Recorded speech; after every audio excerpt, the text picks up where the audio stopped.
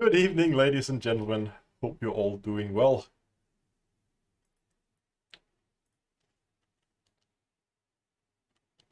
Hold rapid.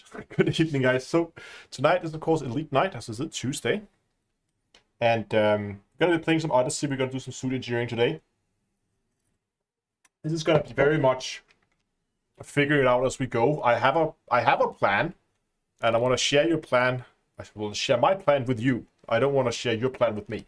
The other way around. And then we're just going to take it from there. I don't know how far we're going to get, but we'll see how it goes. I have one other thing I need to do first before we start, and that is to sell my spear campaigns. I got my hand on all 8 that I need. Now I just need to go and actually sell them. And business as usual, when we have these critical sales where you're sitting hard to get materials, I prefer to do it doing a live stream, because if something goes haywire and it does no longer engineer for me, then I have proof that I did it. I can send it to someone as tech support and say, please go fix. Steven says, I watched you saving NPC in Star Citizen. Was hilarious. It was super fun. It was one of those, I think that is pretty much the definition of unintended emerging gameplay. Unintended emerging gameplay. Wow, that's difficult to say. Julian, you have to write that in English. My German is not good enough that I got. I think you're asking where you can get in personal contact with me. Send me an email or contact me over Discord.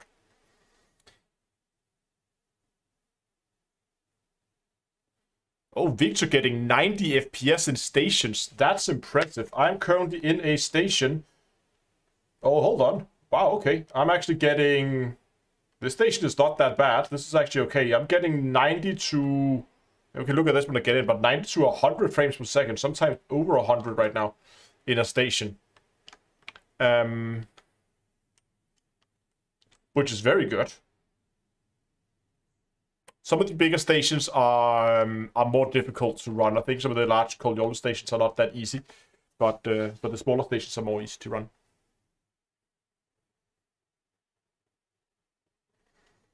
How has FPF improved? So the main thing is that we now have access to contrast adaptive AMD's Fidelity FX contrast adaptive sharpening. It's not like DLSS or anything like that. It just helps with... Hold on, let's just jump in game and I'll show you. This is much easier than sitting here talking. So the whole thing is, like, in the options now, we always had subsampling and supersampling available, as you can see here, right? But before we didn't have the upscaling method available. Before we just had the one called normal. Now we have AMD Fidelity FX CAS or contrast adaptive sharpening. Now this means that you can subsample, also supersample, run at a low resolution as I have here, and then you can upscale it to the higher resolution. So I'm running 4K, but I'm downscaling. I'm running the game. I'm playing the game at 4K, but I'm rendering the game at oh right, Star Citizen code overlay. Oops. Thank you, Dunkel. Oh, there wasn't even Dunkel. There was Temius82 over on Twitch. Sorry, forgot to remove that. But that just means that you can now run a low resolution and upscale. And the reason why this is a big deal, I will show you, is we just jump in here, Elite, Odyssey, AMD, test, and here's the result picture. I did a test, and it's on the other screen. Hold on, give me a second.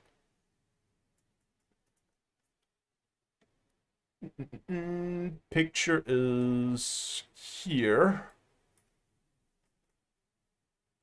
and then you get chat back. Where is chat? There is chat. Okay, so this is a test that I did. where the top picture is taken from inside a station where I zoomed in on a sign. This one up here is native 4K at the top. This one is the one we've had for years, upscaling method that was in Elite, at 0.65 downscale, and then upscaled to 4K.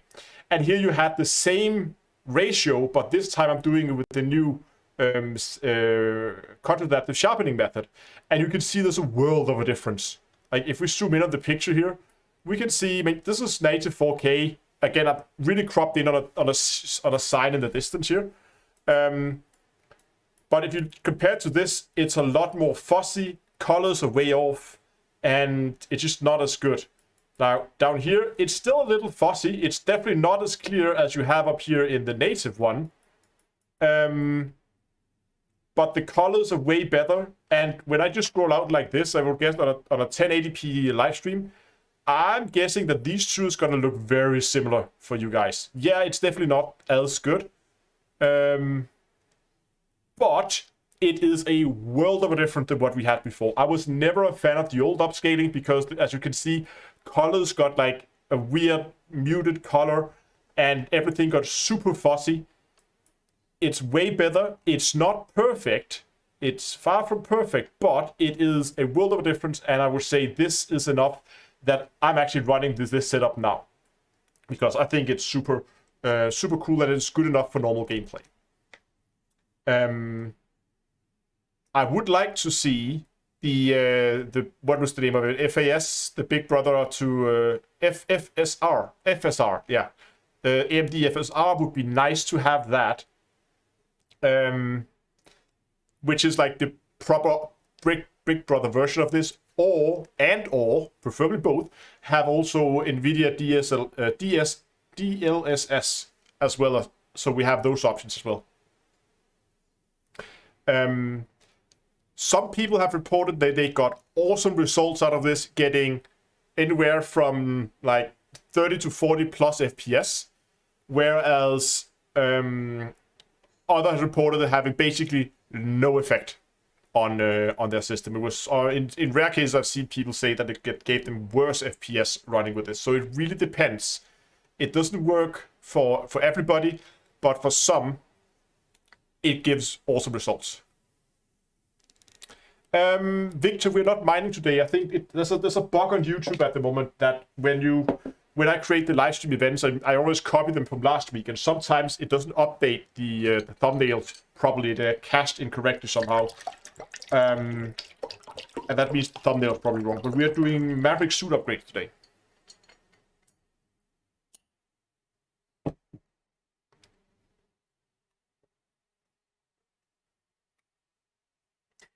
So I did a dedicated video on this upsampling.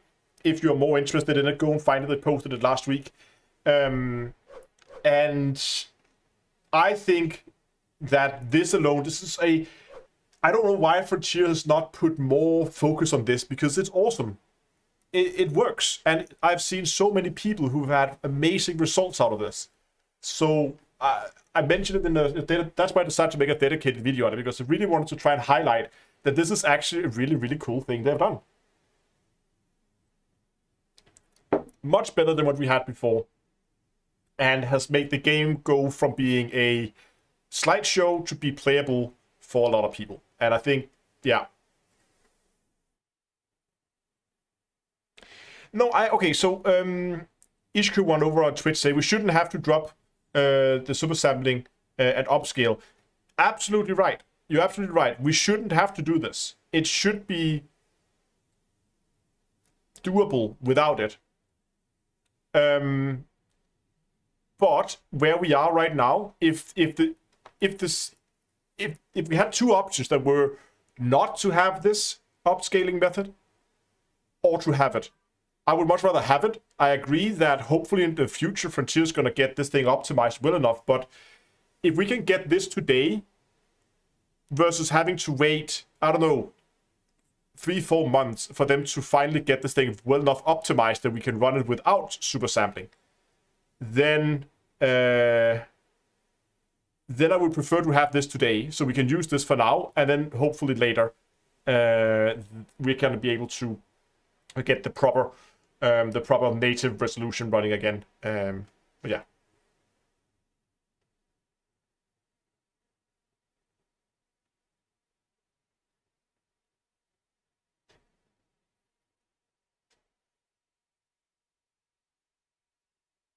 Exactly. This is a short, as I see this is a short-term solution. It's awesome for now, but it's a short-term solution until the console release comes out.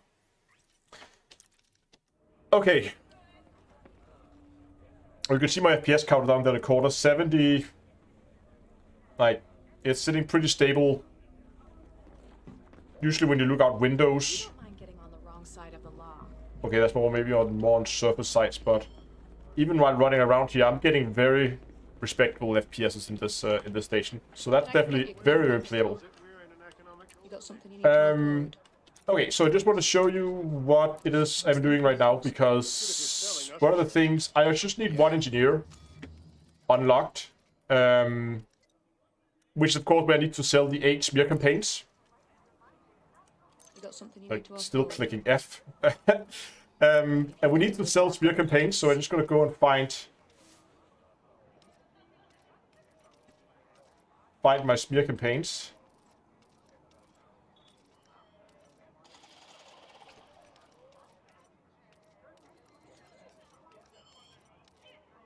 Data, here we go.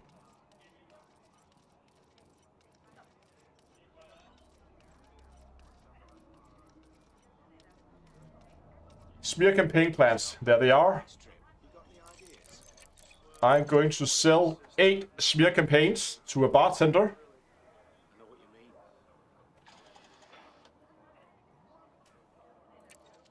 Sold. I appreciate your And business as usual, it's probably not updated yet. Don't think they fixed that. No, they haven't. So we need to log out.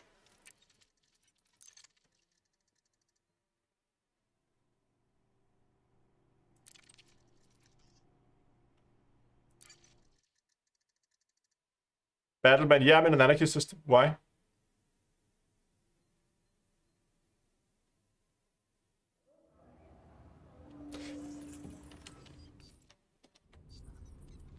No gravity. Magnetic contact active. There we go.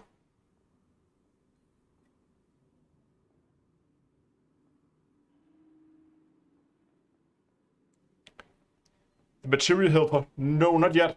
I haven't really done much in terms of third-party tools for Odyssey yet. One thing I don't get is why do the engineers have these no outstanding donation requests, whereas with the other engineers, like,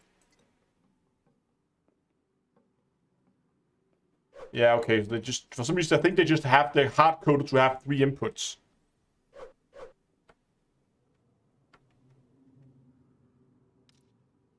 Okay, I'll have to try it out. This is like a, yeah, I guess, yeah, install locally third-party tool kind of thing. I'm gonna have to try that out at some point. But for now, today, let's go and look at suits and let's discuss what I want to do today.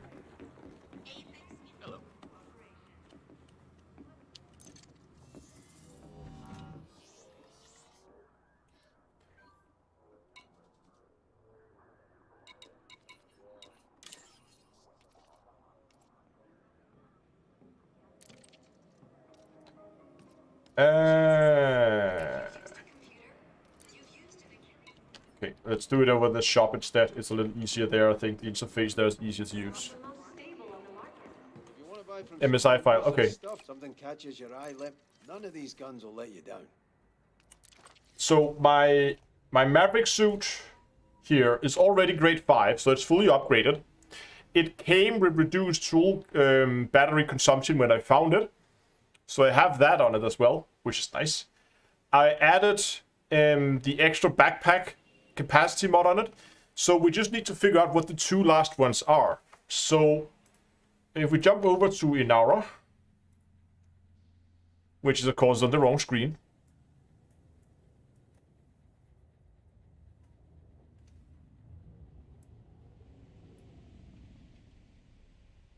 Just close these tabs. We don't have too much clutter. Let's find the Maverick suit here. Personal equipped with Maverick suit. Modifications. Nice. Actually, upgrades so much easier because you have the mods as well. You have everything when you go to upgrades for some reason. But it's fully upgraded, so that's fine. So, added melee damage, probably not. Quiz engine is absolutely right. The first one I want is night vision. That should be pretty much a, I don't think it's must have, but super nice addition to have. So I'm going to be putting night vision on it.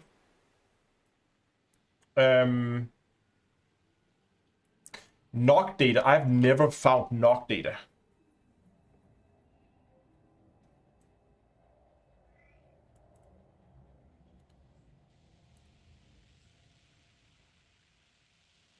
Crashed satellite. Oh, okay.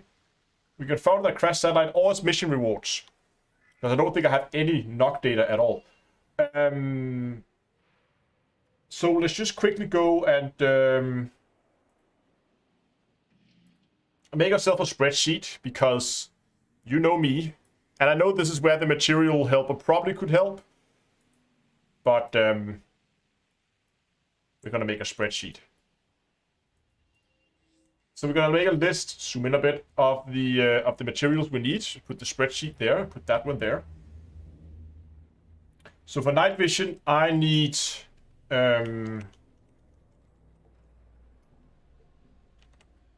surveillance equipment, which I'm going to need 10 of.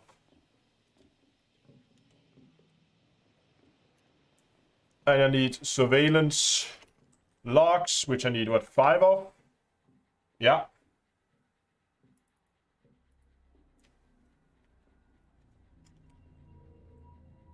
Radioactivity data. 5. Knock. Oops, not mock. Knock data. 5 of those.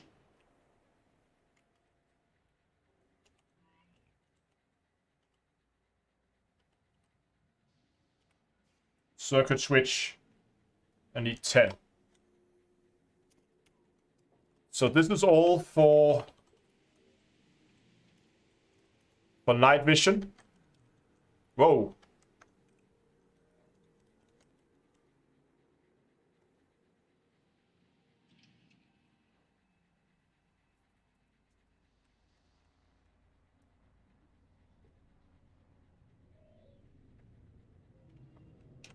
I have a place I think I want to go and see if I can find knock data. Well, crash satellite should be good. So we need to figure out what the last modification is going to be. And I already have reduced tool capacity, which seems like a good choice. No, because now I can go in and I can sit here and can make little notes to myself and make little check marks, which is a lot easier. I've considered quieter footsteps as an option.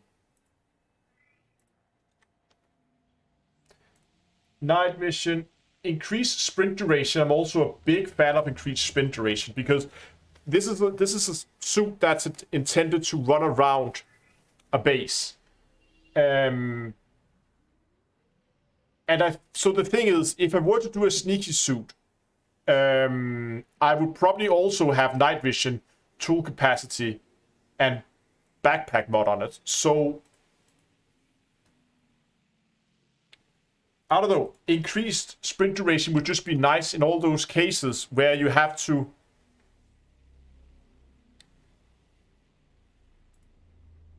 increase air reserves. No, that's no useless. Improve jump assist. Yeah.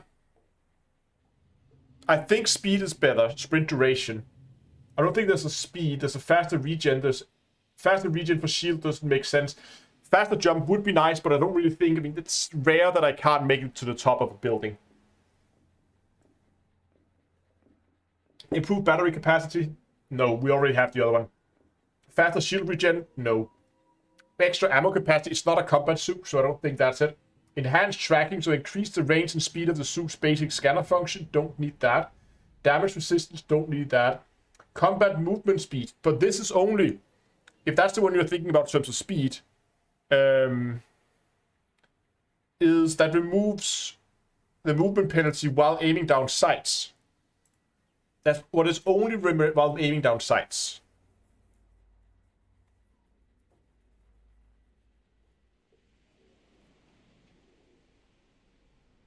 Yeah, it's true. Jump assist is nice on higher G planets. So basically, I mean, jump assist is an option too. Where was it? Improved jump assist.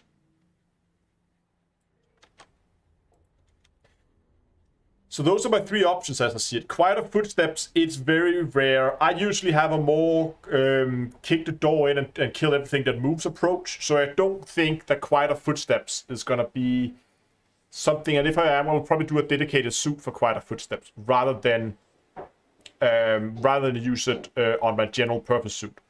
Increased sprint duration would be super nice to move around the base, especially when you have to move back to your ship. Sometimes you do run out of sprint, and it would be nice to have that on it. And jump assist would be nice on higher G planets. So I don't know.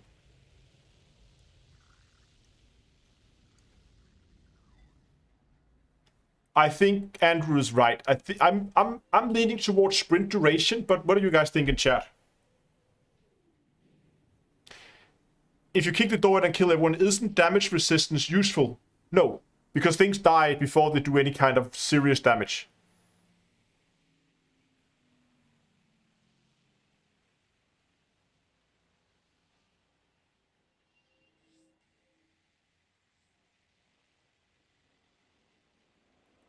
So I don't think...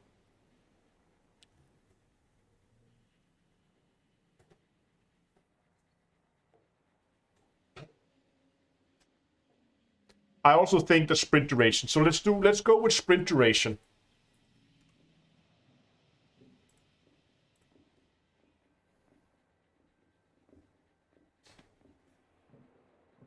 Yeah, but we already have the lower tool capacity. We have the extended backpack and the lower tool battery consumption. So what we need now is... And night vision is going to be the third one, but we need the fourth, and that's going to be, I think, increased sprint duration. So that means I need troop deployment records. I need gen sequence. I need clinical trial records. I need oxygen, whatever, chemical catalysts.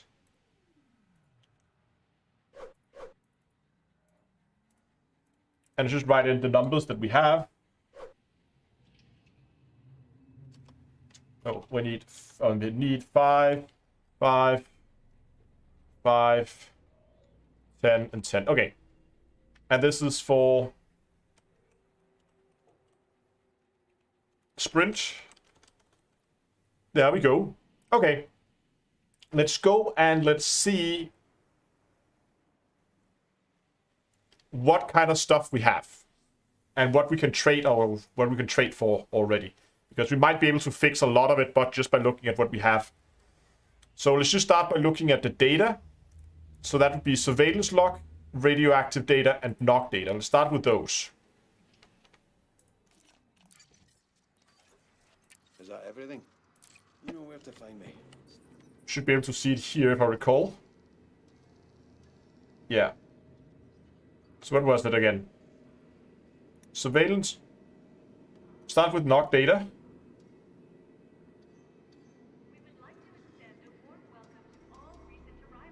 Yeah, so knock data should be here. I have 0 knock data.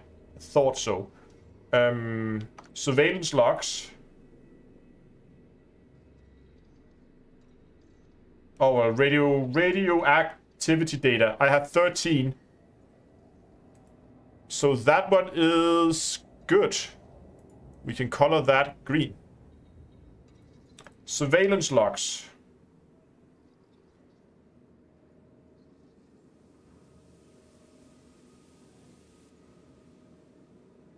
Do we not have a single surveillance log?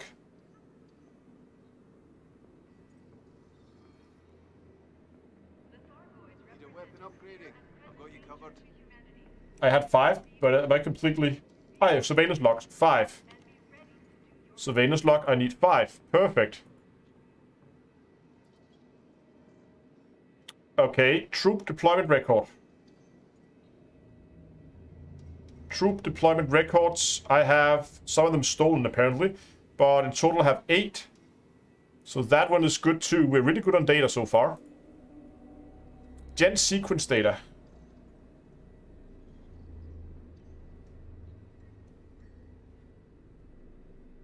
Oh, there it was.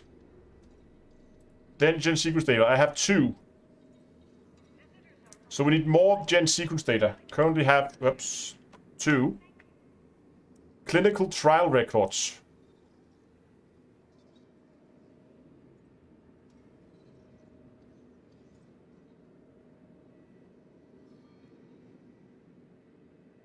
You looking for a new weapon? Or to upgrade an old one?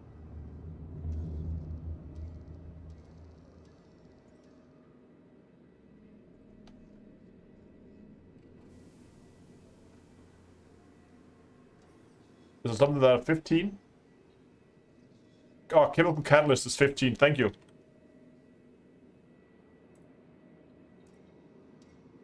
But do we really not have a single clinical trial record?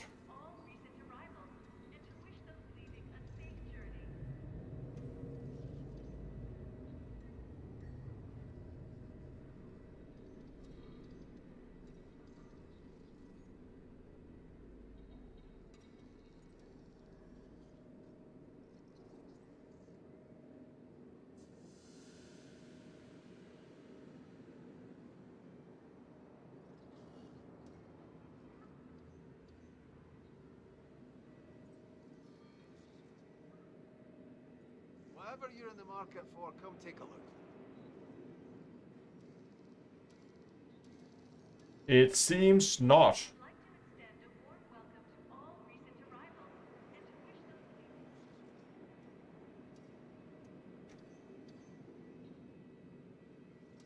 Yeah, but start and end is not. But okay, not a single clinical trial record. And we need to knock. Okay. Let's look at surveillance equipment.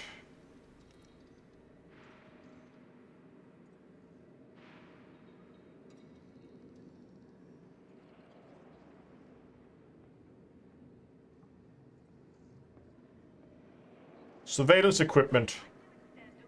I have 21 or something like that. So that should be fine.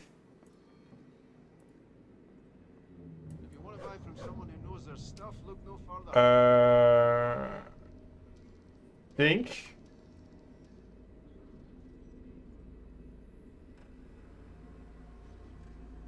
Yeah. Think the rest is in here, which we can trade for. Circuit switches. You know what? Let's just go down to the trader. Can I help you, Commander? You got something you need to offload? You name it, I've The got circuit switch is probably under tech. Probably under circuit. Circuit switches. 25 circuit switches.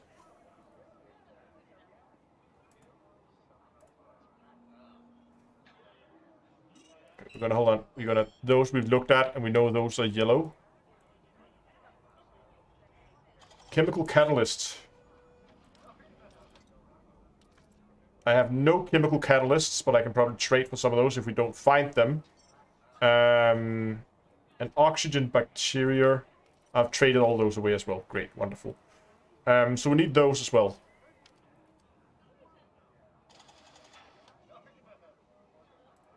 Okay.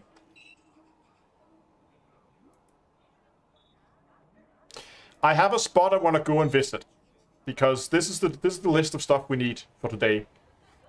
I found a base suit yourself. Makes no odds that to I me. really liked. I probably need to get into my ship before I can set a plot around. Interested in a job? Hey, is there anything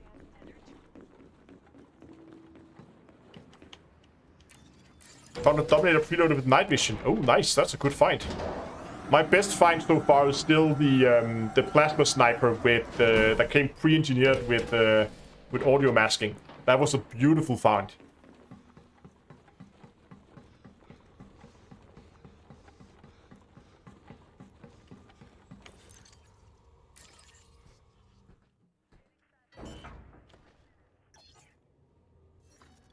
But I found a base that I think is beautiful in Epsilon Eridani.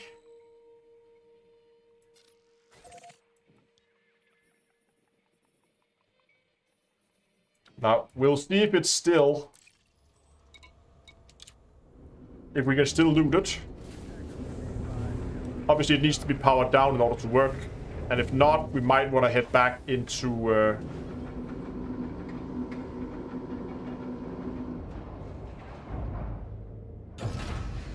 head back into analysis system to try and find some good things there.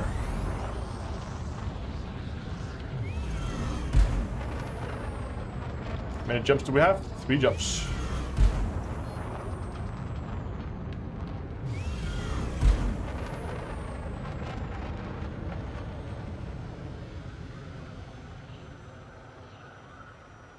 Yeah, I had circuit switches. Didn't also put that in here. Yeah, circuit switches I did color green. Because we're done. By Draconis. Another one of the Draconis systems. Are you any of you guys around? What was the name of that system? Way back in the day. Was it 77 something Draconis as well? With donation missions. Anyone remember that system? Those systems change by BGS, don't they? So a lot of the surface stuff seems to have very little effect on BGS.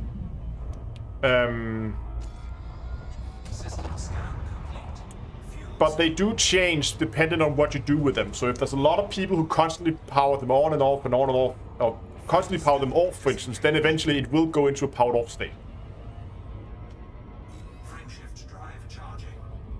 17 Draconis, yes, thank you. There was something with 7. Way back in the day. That system, 17 Draconis, used to be the place where you would go for, was it Fed rank, I think. Because they would just spawn donation missions there for days. So all you would do was just collect a ton of cash, go to that system and just hand over money. Because back then you could just board hop to refresh the mission board. So you would just sit there for an hour and just hand over money and donation missions. And then you would be... then you would have your Fed rank. I think it was Fed rank.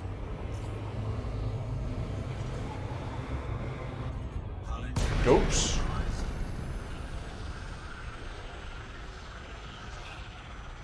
Gee.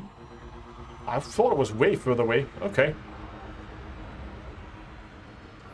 I haven't seen actually the neutron stars on white dwarf since they changed them.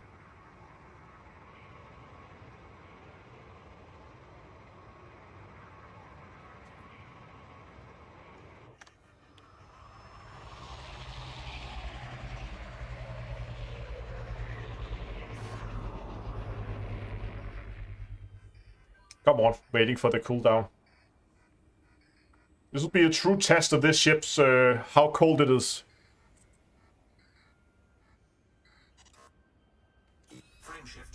Well, let's see, sitting here right next to a white dwarf, spooling your, what is it, FSD, not quantum.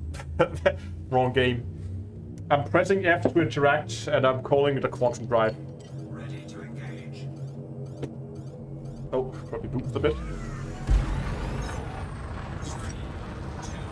And it barely got over 60%. You really gotta do a lot to make the ship overheat. You're right, Nick. I did think that the exclusion zone seems a lot bigger on the neutron stars than it used to.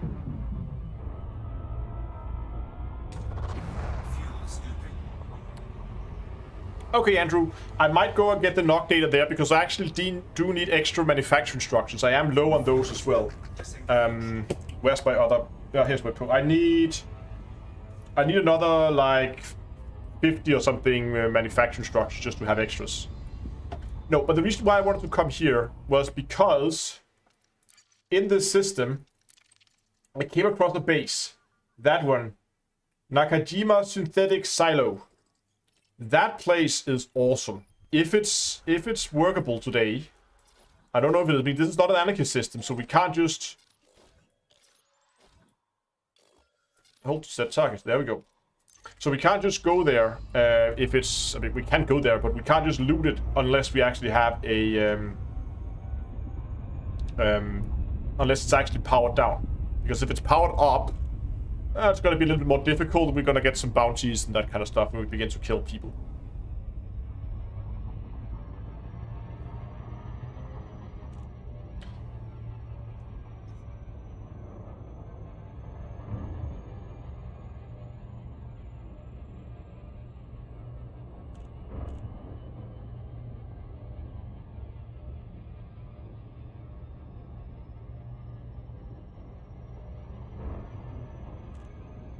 Yeah, exactly, B. I've really been enjoying the anarchist systems as well. It should really be... It's a really good place because they are consistent, right? But... do remember that the layout of the base is important, and the layout of this base specifically is amazing. So if it's powered down, it's a really, really good place.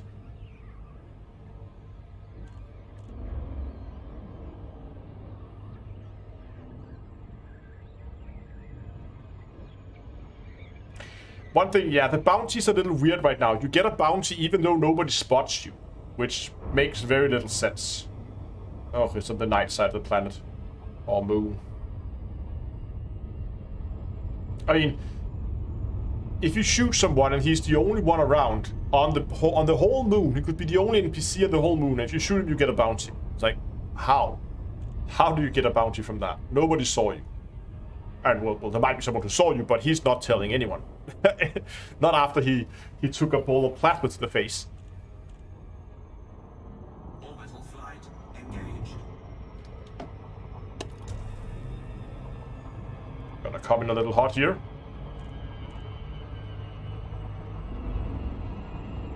Hull integrity compromised. That's okay. Gonna take the rest.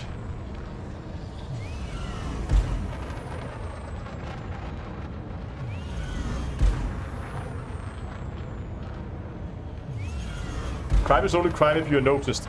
Exactly. It should be like that, I think.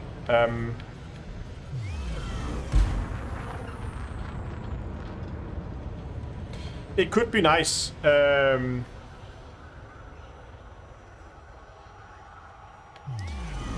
be nice if they would...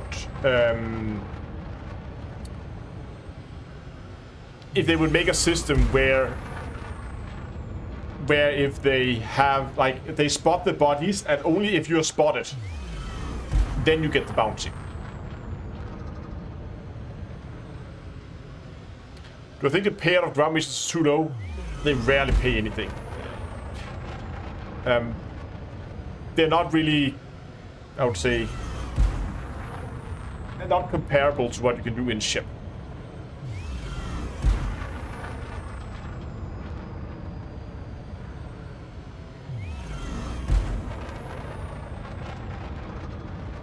Night World, you're very welcome.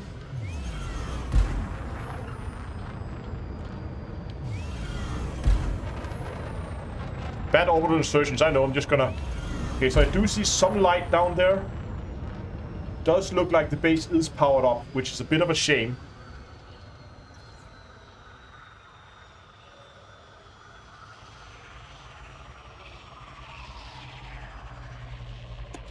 Yeah, that's definitely powered on.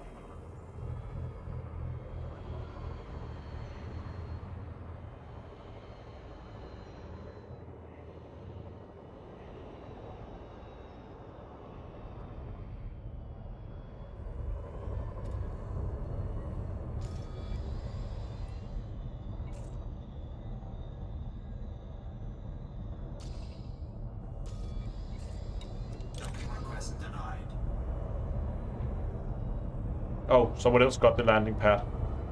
We could go down and take a quick look.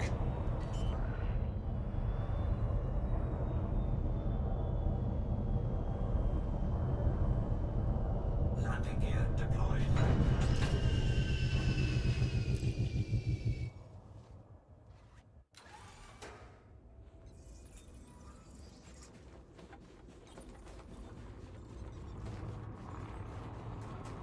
Yeah, problem is we can do one run and then we're gonna collect a few bounties, but I just want to show you why I like the layout of this base.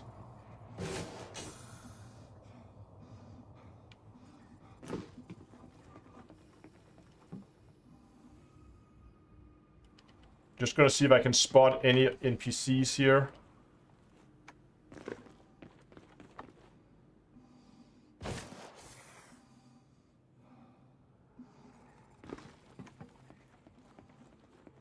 There's one. He has a friend.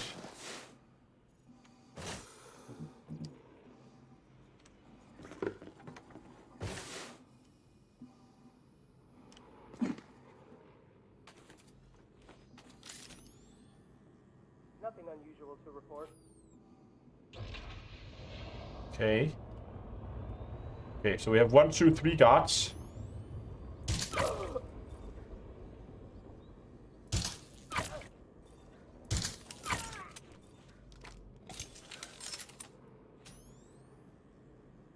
One, 2 guards over here. Thought they were shooting at my ship.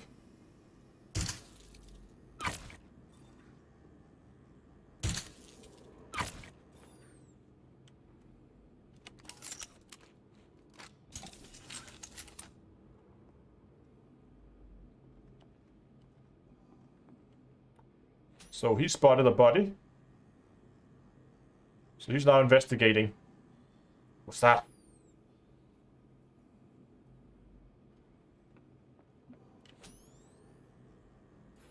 Oh, someone's walking over there. Missed.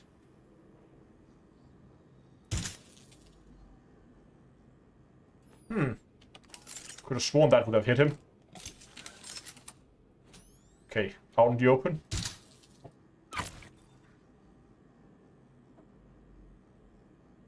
Wait for him to be out of his line of sight.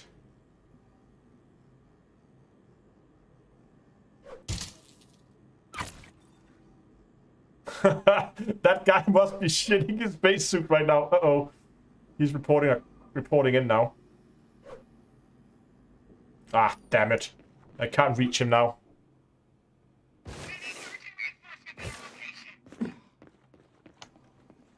I'm not gonna get him in time before the alarm goes off. And I got spotted. Shield activated.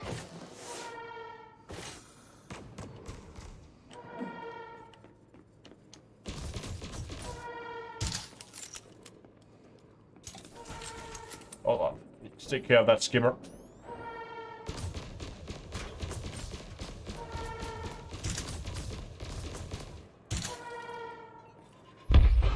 There we go.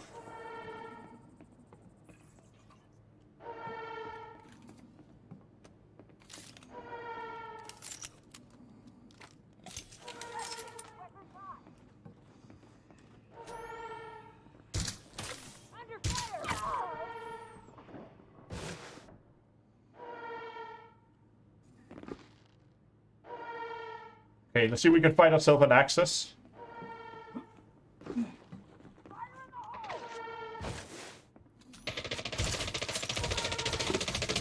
Shield offline.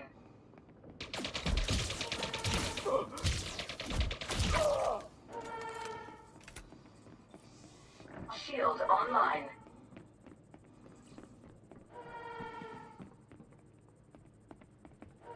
Oh. Well, there's our access. Security profile cloned. Oh. Get some distance to that shotgun.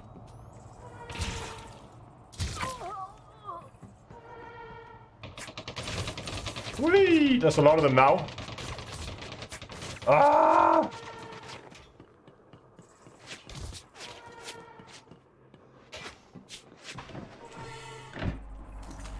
Entering pressurized Okay, we need to get the alarms off. Entering restricted area. Oh, are they here? Good, there we go. Alarms are off. Just clear this building real quick.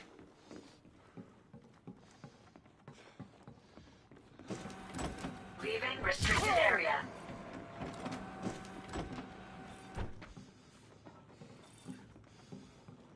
Someone in here? Yeah. Knock, knock. Need a power socket. Nothing so far. Continuing search. Nothing so far. Continuing search. Need more damage on this gun. Needs another upgrade so I can take down even the higher levels in one shot.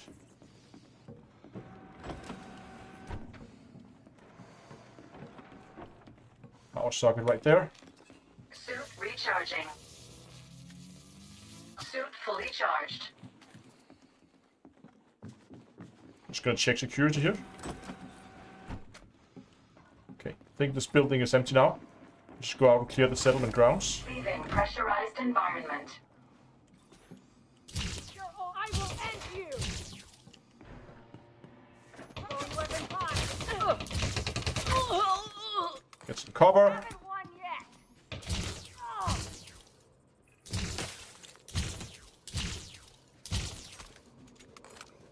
You can't go in there.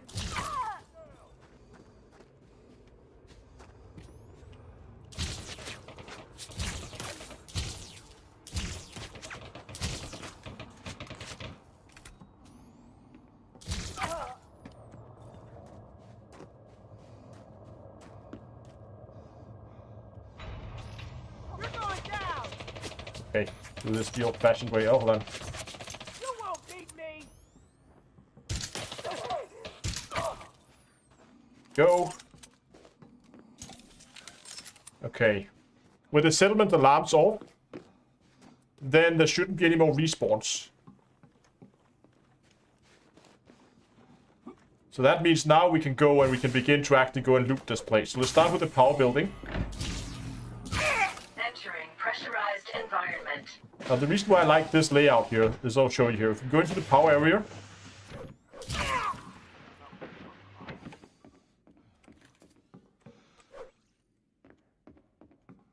start inside the power room.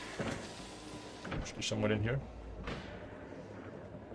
No, apparently not. Okay.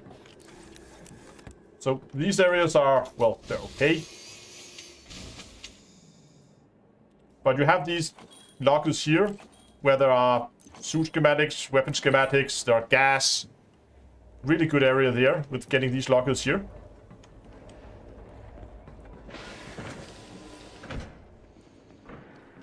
More lockers out here. Sometimes they can have good stuff as well. More stuff here. There's a data port here. Downloading data. That has power plant data. So we have that.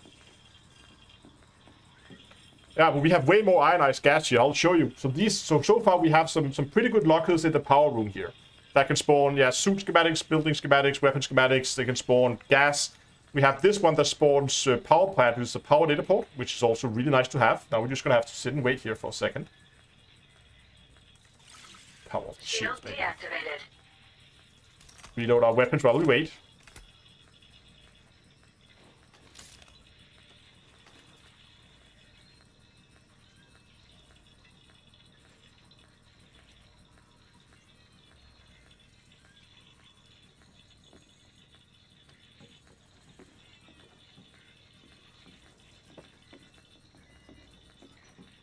Smear campaigns are from Habs.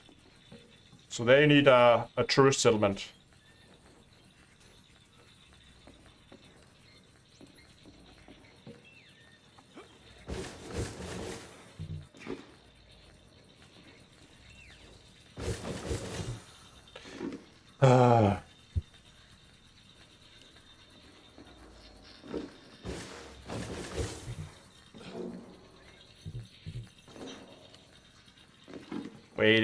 Waiting. 8 seconds, come on.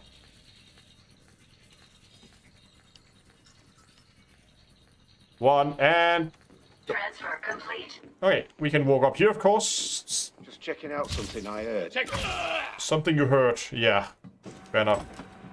In here, we have more lockers, which also can spawn some really decent loot. Like building schematics, and again, you can also have power regulators and gas can spawn in here. You can refill your grenades. I think I heard something. Gonna go check. Down here, this is what's quite unique with this building, is we have a lab Shield activated. right next to the power building. And in the lab, we of course get research and science loggers.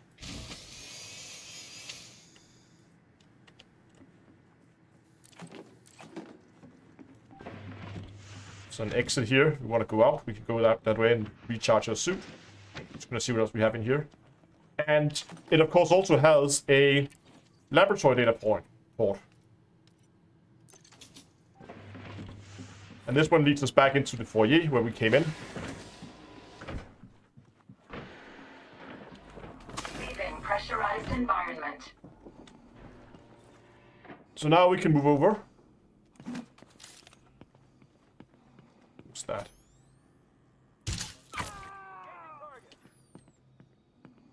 Take this.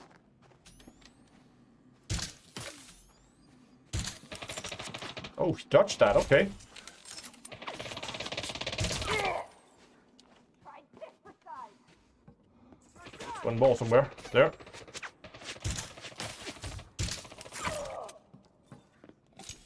There's one more.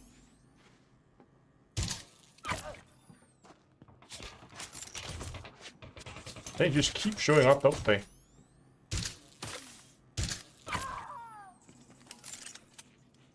We done yet? Okay. Hey, back in here into the main security building. We have a large security area that has a security data port as well. You have blacklist data, network access, and propaganda. I can't remember if blacklist data has a Warning. use. Suit power loss imminent. Downloading data. Shield deactivated. But while we download, we can cut over the logger here.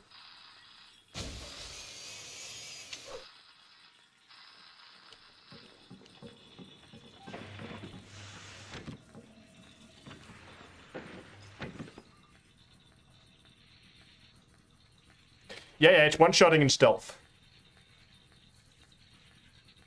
I missed a big shelf in the lab. Okay, Transfer complete. go back for it maybe.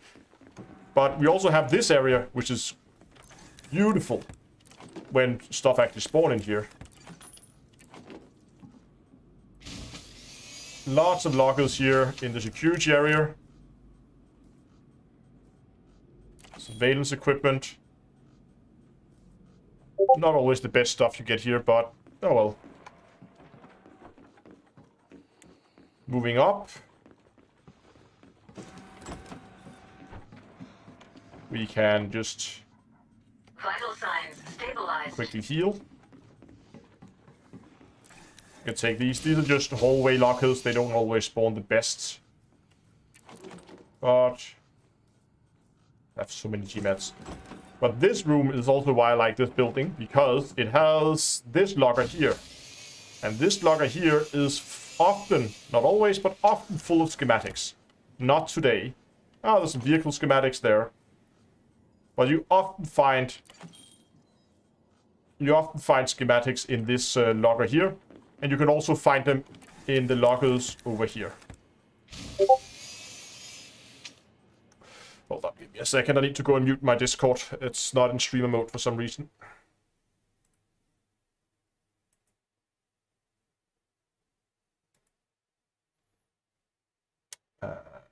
Settings. Stream mode enabled. There we go. Yeah, sorry, my Discord. I it's fixed now. Shouldn't be making any more noises. Pick all this stuff up. And then since we have done all this, we might as well just go turn all this stuff off so we don't gonna have any issues with that. Oh. How handy.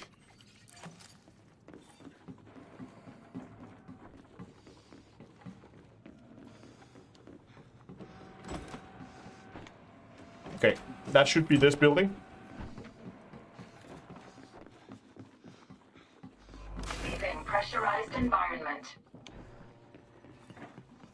Next, we have this building, which also has a really good layout. We haven't cleared this, so there could still be people in here. There is. Environment.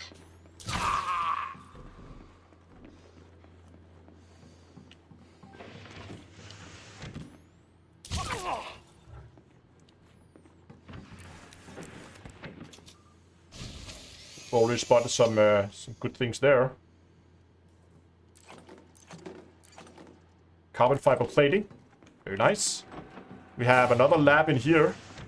We have more lockers. Those two lockers I missed in the other one. The 2 lockers over here.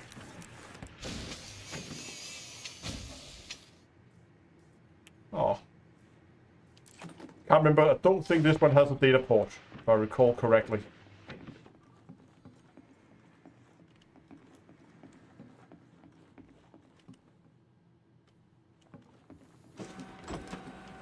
Okay, but out here in the production area, we have a data port down here. Gonna go check. I can see him! When we are done being annoyed by the NPCs.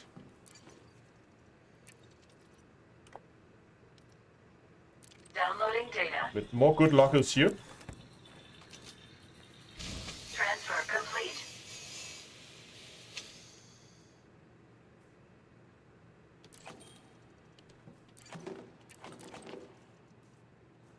Now the main reason I usually come here is because of this locker, which unfortunately is already open in this run here. But this one spawns a ton of gas. This is usually full of gas.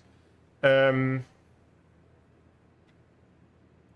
that's why I usually use this this side here, because this locker here is full of gas.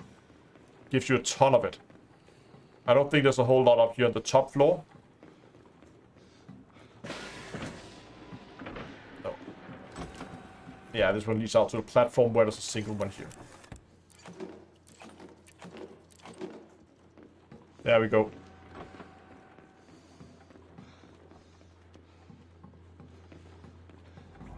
Leaving pressurized environment. And the fine building is just a small hab. It's just a hab. There's nothing really special about this hab. It's just... Entering pressurized environment. Yeah, it's a hab. There's a few lockers in here. There's a hab data port. Where you can find opinion polls and smear campaigns and those kind of things. But again, they are relatively rare. And there are better places to farm them.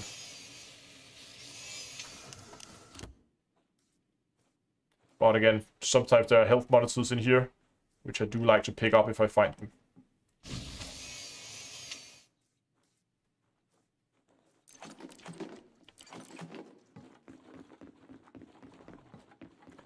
Usually there's not really a whole lot up here. The only reason why I sometimes like to run up here is because there's a little funny thing.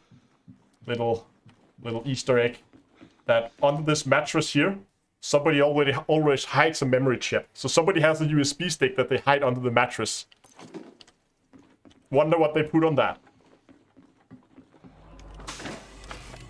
Leaving pressurized environment. And that's pretty much it. Now, the problem is, if you have a power on mission for this base, the reason why I like this, there's many bases with these loadouts or layouts, but it's not always that they have the extra little lab there. It's not always that the power building up there has that, the command building up there has that big layout with the with the good gas canisters or gas lockers. And also, while you still have the storage building with the production area that has that good gas locker there. So you have 3 good buildings, all with the perfect layouts. What level Maverick suit I'm at? I am... Oh, I didn't park here, I parked over there. I'm at level 5, but we're trying to get enough to get night vision on. We're still looking for NOC data, which we unfortunately haven't found. But it seems like the irregular, not irregular markers, the impact sites should be able to have them. We didn't get any of this stuff either. Again, sequence, clinical trials. Might have got some oxygenated bacteria, chemical catalysts, I can't remember.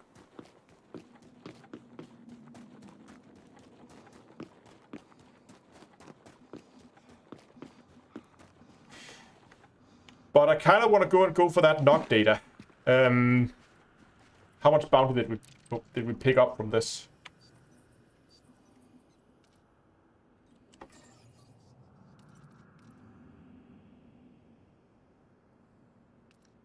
Oh, this is owned by Hutton Orbital Truckers. Oops. Sorry, Hutton. Didn't know.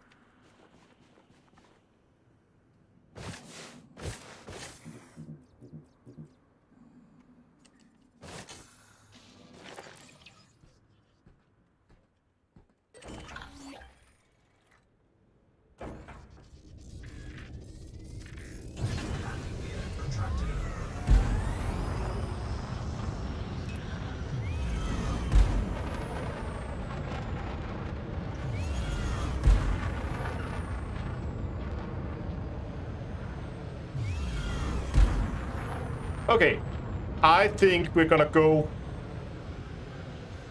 Yeah, I think we're gonna need to find some impact sites. But I kind of want to head back to... Not that.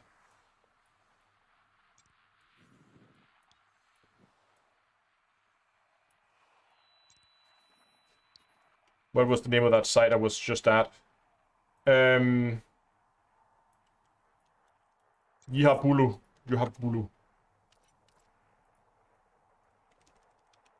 Isn't it Ihabulu? Is it Ihabulu?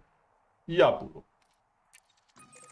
There it is. Kind of want to head back there as Anarchy system and see what we can find there. We can scan that area for impact site. We could also go and look for missions and see if we can get some there. We don't need that much. We only need 5, so 1 or 2 missions should be enough. If we're lucky, we can get it in 1, but otherwise 2 good missions should be enough to get the NOC data we need. So I think what we're going to do is we're going to head back. We're going to dock up. We're going to see if we can find some missions that can give us the NOC data. And if not, we're going to go... we're going to go to some planets.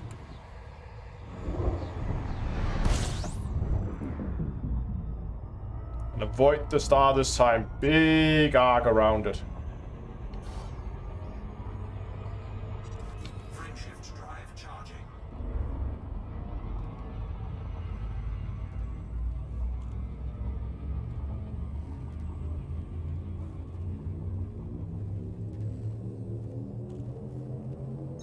I'm still gonna do the Howard campaign once Odyssey is fixed. I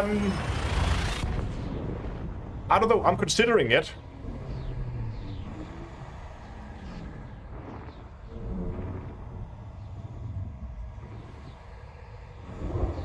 But I think I'm gonna wait and see. The problem is, I'm not sure how much new gameplay there would be in it to make an on-foot only character. It's just gonna be an annoyance that you have to fly around with the Apex shuttles all the time, so you can't farm effectively. Not sure how fun it would be. Frameshift drive charging.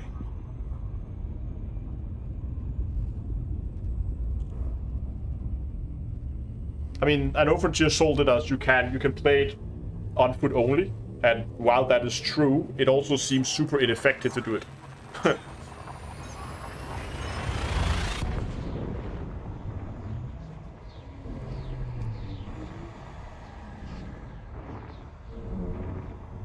It could be more story driven, that's true. Then I should write a story for it and then play that out.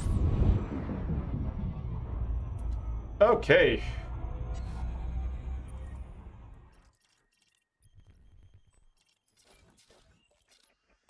I've made it a habit not to go to the main stations, but go to some of the smaller stations.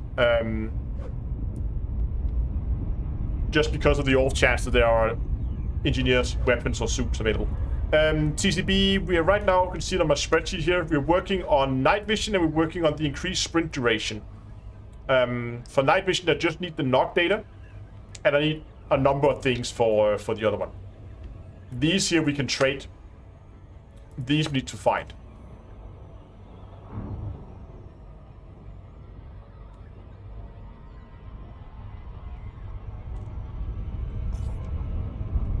They are really close, aren't they?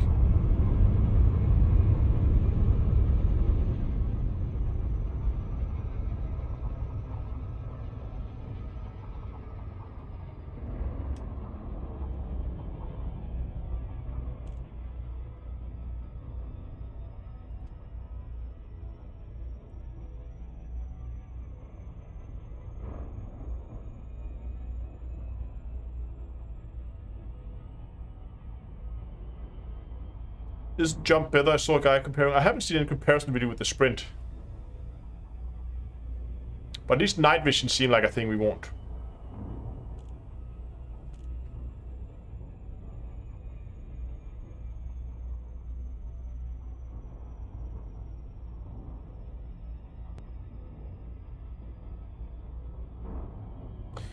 Okay, everybody seems to think that jump is better. But how much extra sprint do you get? Is it that little? Is that small amount that it's not really worth it?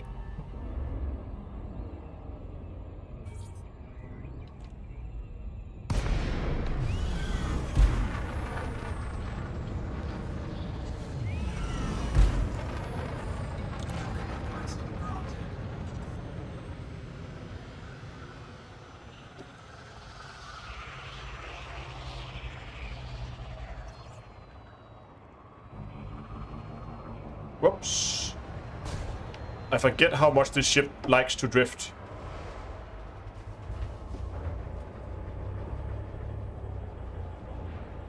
For such a small ship, it's a really good drifting ship.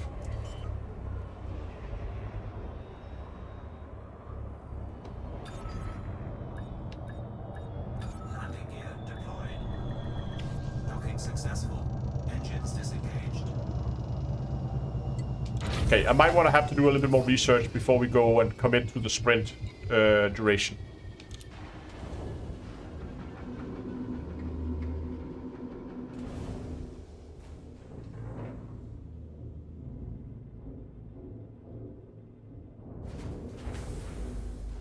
Right, that's a fair point. So you're not consuming sprint when you're jumping, but you conserve your speed. That's a good point. No gravity. Magnetic contact active.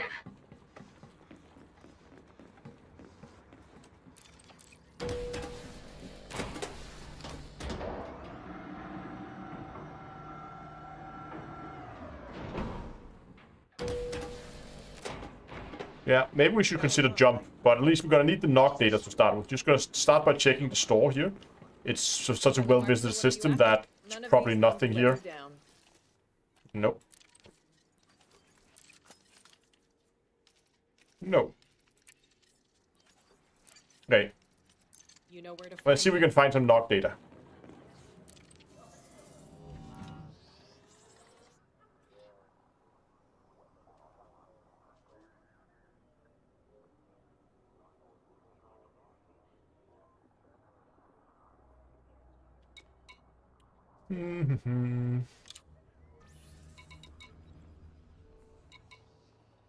One support mission. Wonderful. It's radioactive data.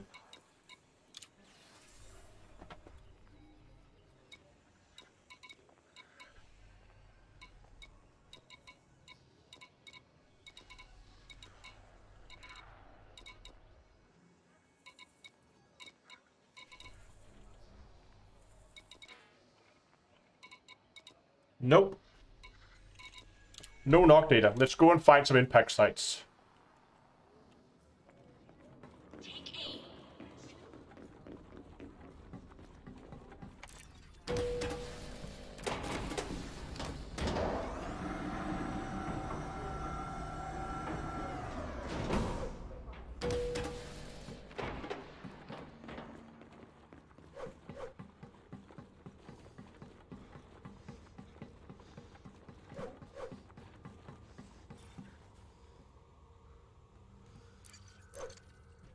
Should we just quickly check if we were to go with the... Wow, I have caps lock on, that's why. With jump. What do we need for better jump? Increased sprint duration. Improved jump assists.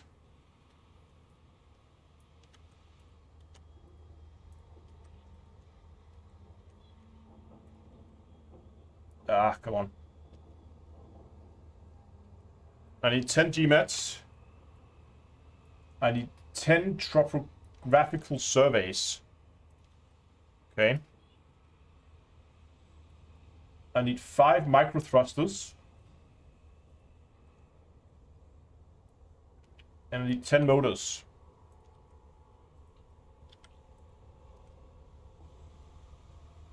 GMATs I should have. Should have those in bulk.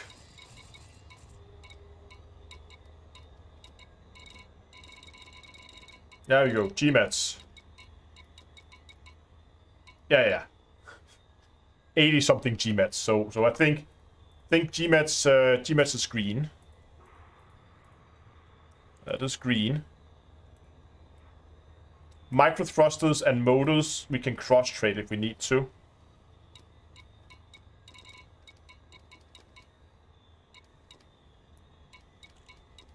Micro thrusters 25, motors 28. Micro thrusters and motors. So there we just need topographical survey.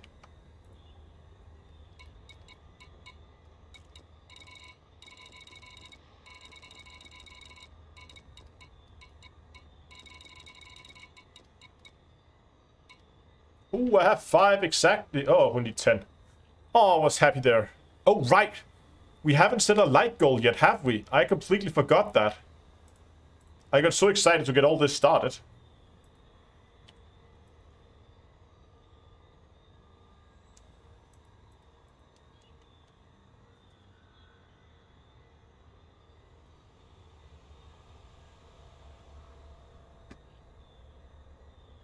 Okay, what should we set? What are we at already? I mean, we're already an hour and 20 minutes in. At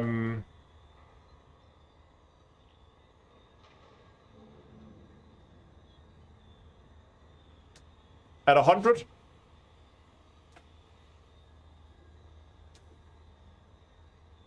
Yeah, so we're gonna go to the satellite, so we can both farm topographical service, we can farm manufacturing structure, we can farm knock data. So that's pretty much gonna solve it all for us if we can get there. Discount code's not up yet.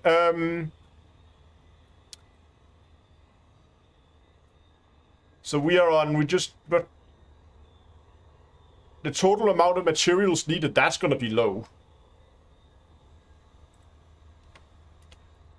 Like,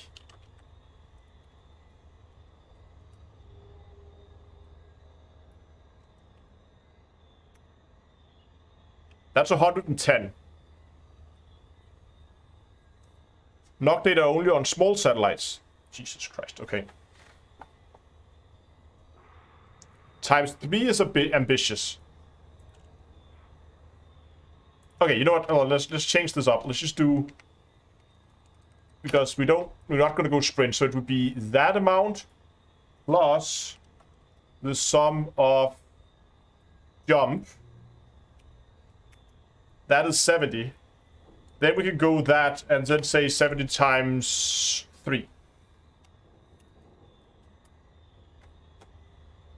210. That's going to be the goal.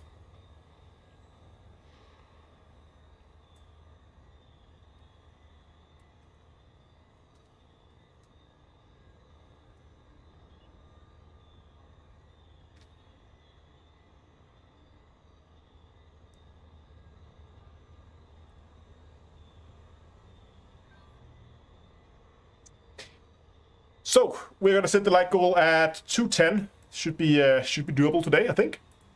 If we hit that goal, of course, I will be setting up a discount code for you guys on the merch store, which you can find at d2astore.com.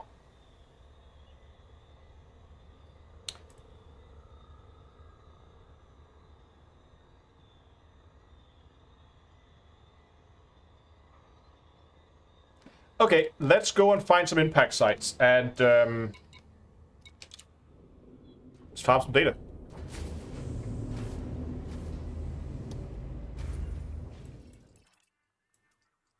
Okay, we have quite a few sites here, landable planets. Let's just start with the 2 local ones. Engines engaged.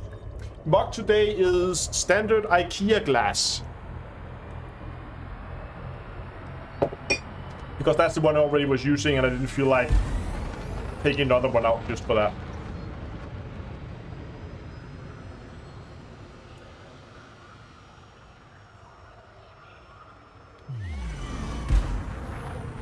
Frameshift drive charging. 4, 3, 2. Where's the best place to find impact sites? So I personally like to go to landable main planets. So you can see here we have a bunch of landable main planets in this system. So that should be a good place to farm because we have all of these landable planets. Moons are often smaller and smaller planets seems to have less of a chance to spawn them. Where's the standard IKEA glass made at? Does it say? Made in Russia.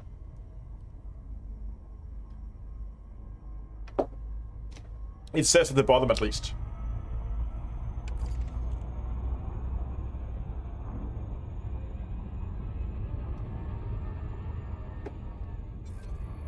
Okay, 4 probes. We can do 4 probes. One there, there, and there.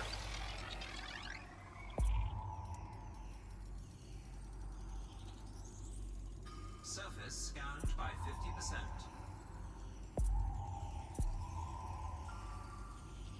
Surface scan complete.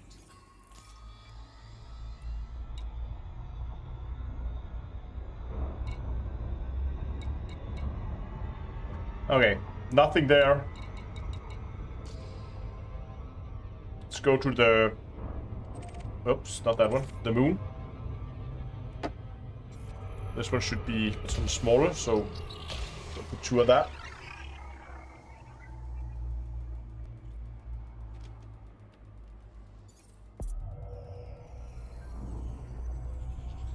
Surface scanned by 50%. Surface scan complete.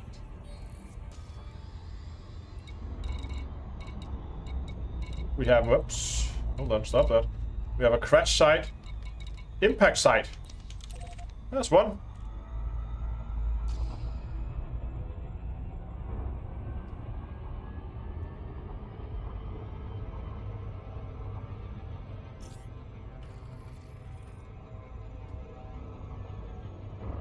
Orbital flight engaged. On the dark side of the planet, unfortunately, but probably have to do. That is the dark side, right? Oh, okay, it's right on the in the twilight zone. Unfortunately, this place is not doesn't have an atmosphere, so yeah, it's close. I would say that's twilight.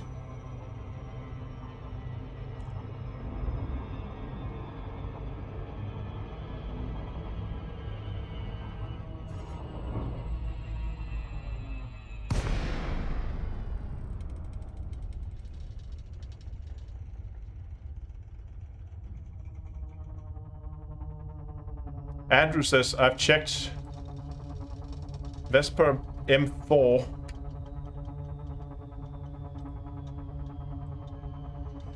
Okay, let's see if I can put that in here.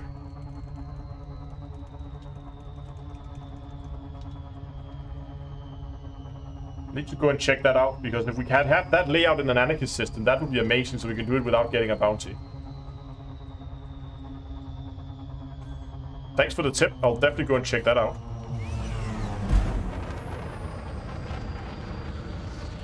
Okay, let's see what we have here.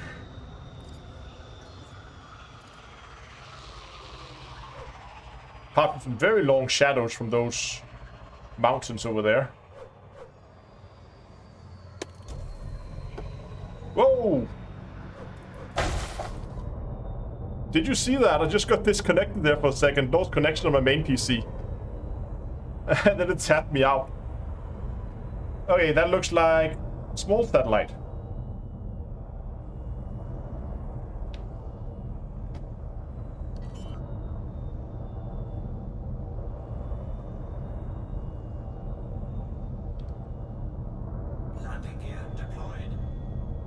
Yeah.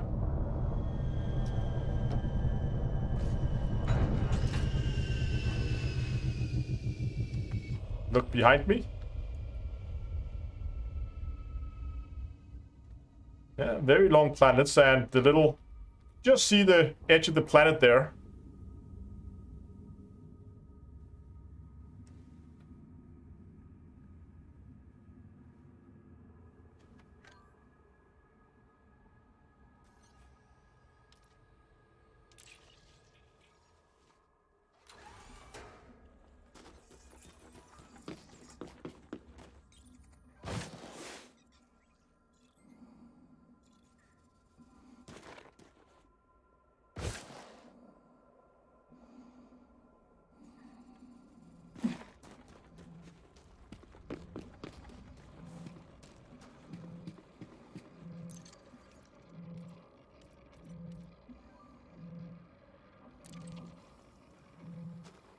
Okay, may the relocking begin.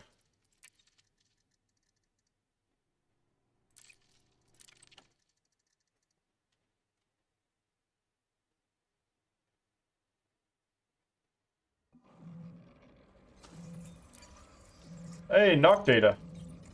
Downloading data.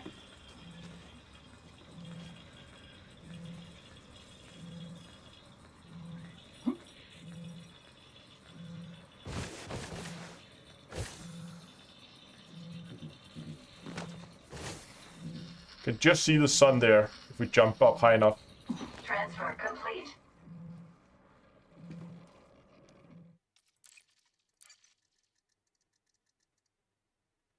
May the relocks be with me. Thank you very much.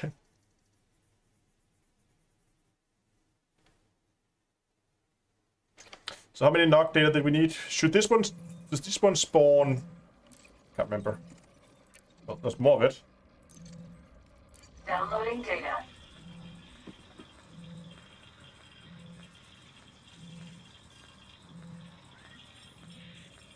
Yeah, will there be... We have some time now. Let's have a look at this.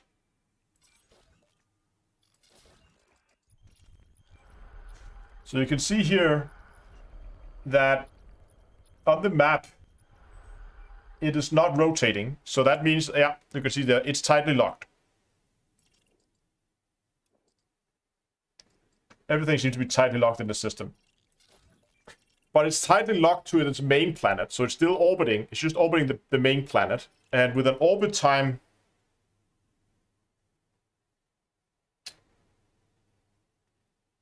of 0.3 days, that means if we're getting a sunrise here, then it should be... Okay, so we should be able to get a sunrise, because then it's... So a full day is 8 hours, so it should actually be relatively quick. Unless the sun is getting low. We can see it now, and we can just barely see the top of the sun now. We'll see if it goes up or down.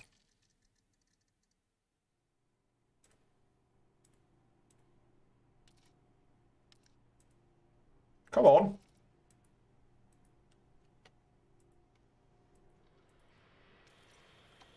Game.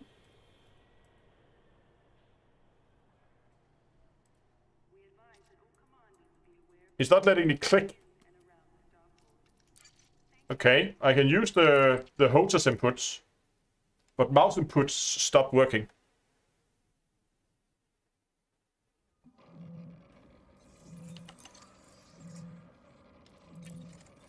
Oh, there are manufacturer instructions. Downloading data.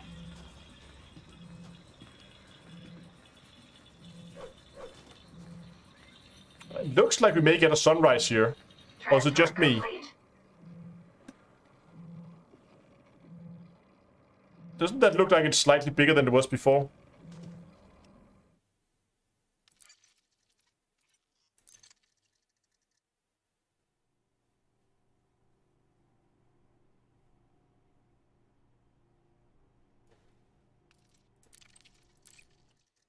Those moons are orbiting so close to each other. Does orbital mechanics allow for... So the problem is when you have bodies orbiting this close to each other, Downloading data. is that there will be like so you know how to explain this. So you know that the closer you are to the body you're orbiting, the faster you're going to orbit, right? So if you're close to the planet, you're orbiting fast. You have a short orbiting time. If you're further away, you have a longer orbit time. Not only because you have a longer way to orbit, but also because you have a less gravity. So you're also moving slower, right? So when you have stuff that is this close to each other, the difference between the side facing the planet and the side facing away from the planet, the difference in gravity there is going to be relatively large. It's going to mean there's going to be a constant shear on the planet, basically trying to rip the planet apart. It's called tidal forces. And those would make it very unlikely to have a moon this close.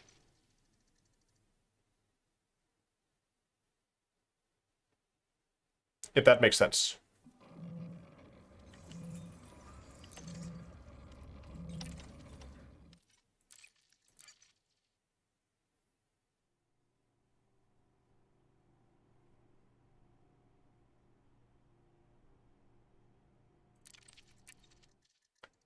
New to this, can you just keep logging in and out to respawn loot? If so, doesn't this mess with the PvP balance eventually?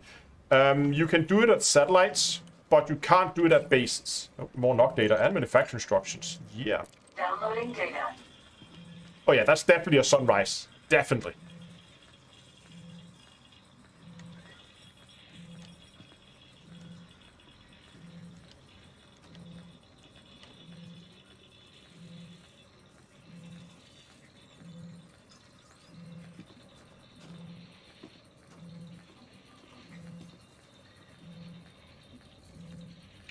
And will it mess with the PvP balance? Not really.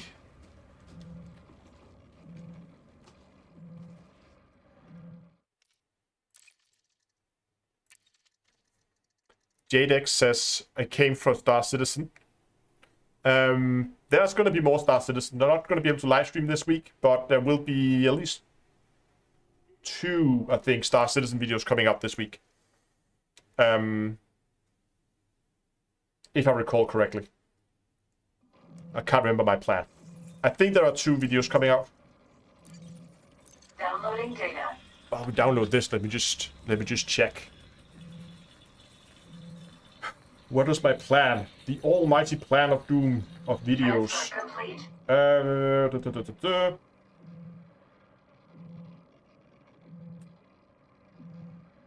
Right, yes. So plan is tomorrow is a elite video about ship interiors and more of a Dear Frontier kind of thing. Then I think in either Thursday or Friday there's going to be another stream highlight from last Friday's live stream about flying blind in the Talon, which is a Star Citizen video. And on Saturday it's going to be another Star Citizen video with some third-party tool overview. That is the plan for this week.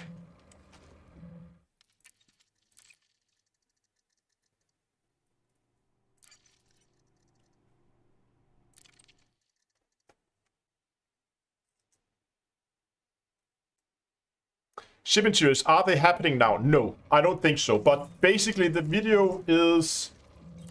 You might remember a couple of weeks back where they said that it's been quoted so many times, where one of the community managers said, you don't want ship interiors anyway. And I just wanted to challenge that, and I wanted to try to come up with ways that they could implement ship interiors into Elite Dangerous by reusing a lot of the existing assets they already have, so they don't have to design everything from scratch. Oh, it does it again. And also talk about what kind of missions, what kind of gameplay you could put around it. And also how they could be profitable for Frontier. Downloading data. Yeah, Sun is definitely coming up.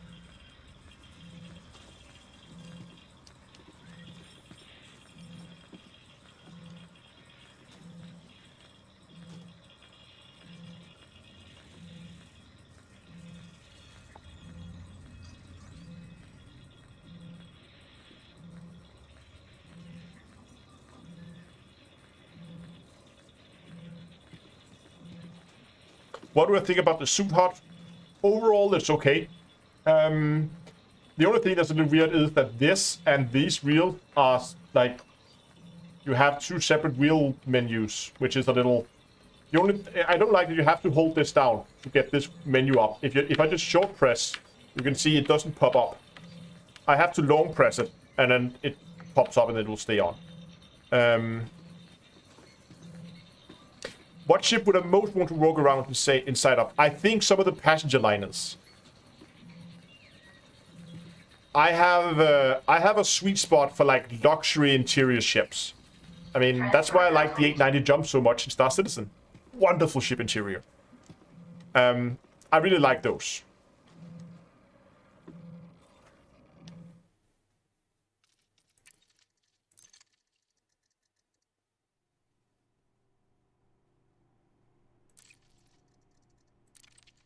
But I would say the in-suit hot is, I would consider the minor thing at the moment. There are other issues that I think is way more important that are being dealt with at this point in time than some small inconvenience that I have to spend a second to open up a menu. So yeah.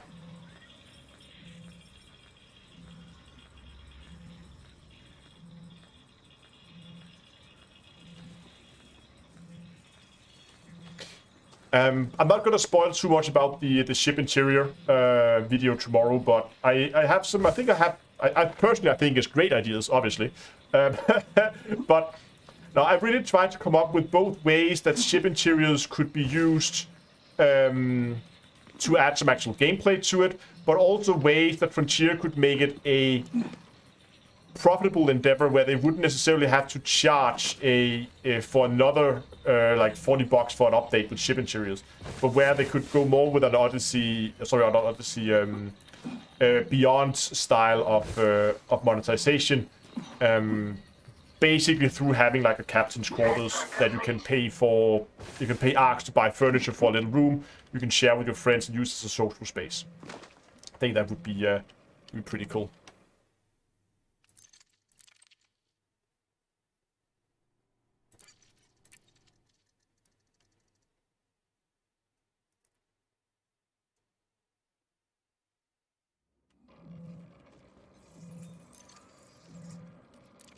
Knock data. Downloading data. I think that's our third knock data, is that correct?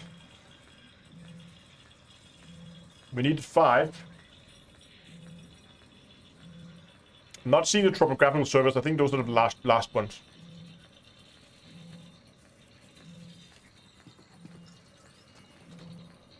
Transfer complete.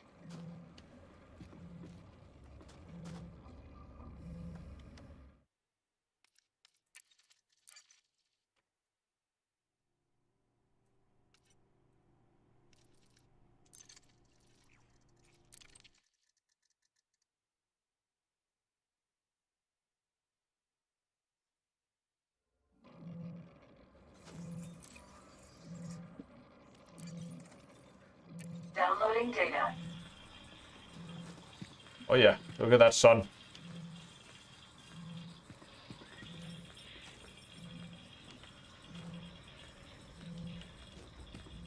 Yeah, they do have a small panel that can be opened. We should probably begin doing that while we're here anyway.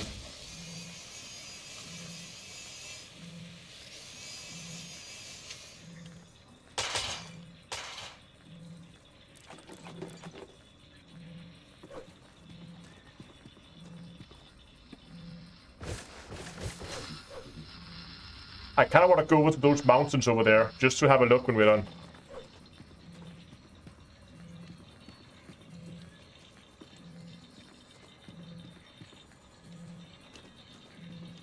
Any tips for finding GMETs? They spawn relatively often in lockers in like HABs and stuff, places like that, I think. Transfer GMETs are relatively common, but I think HABs is a good place to look.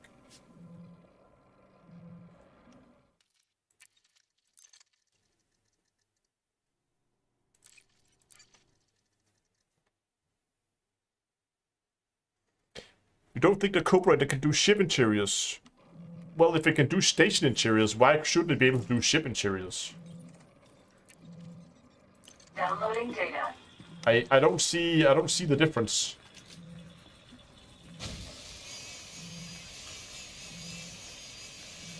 Transfer complete. Frontier should add a Wi-Fi 6 suit upgrade. That would be nice, wouldn't it?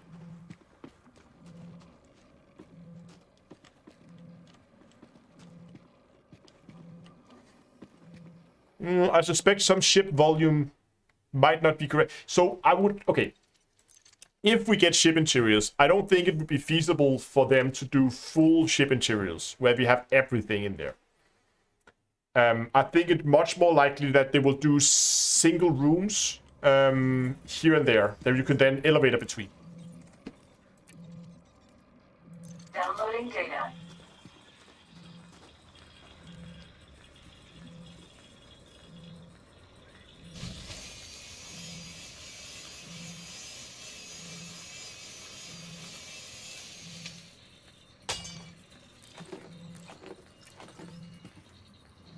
Transfer complete.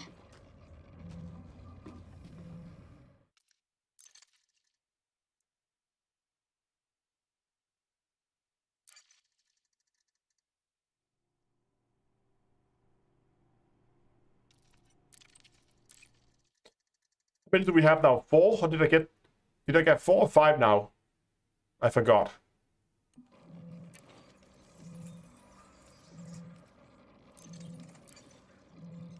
Downloading data.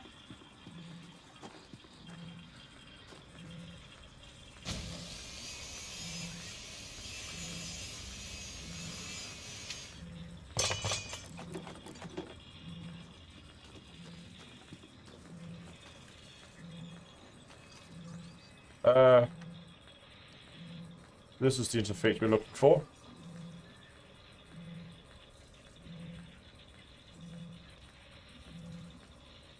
I have 5 knock data now. Okay.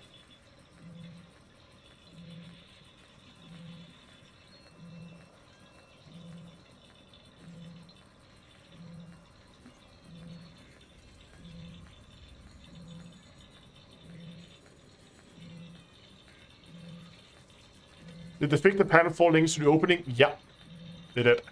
You can see now when you cut the panel, they actually eject it out with a little bit of force to prevent them from falling into the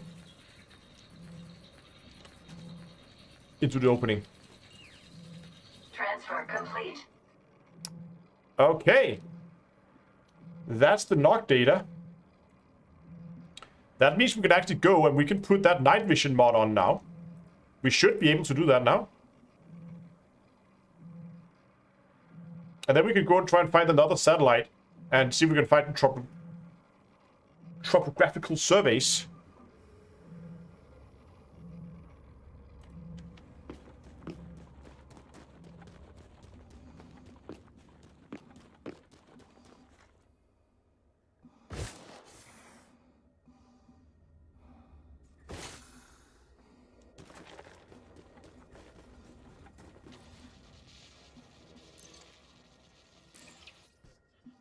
So, night vision mod.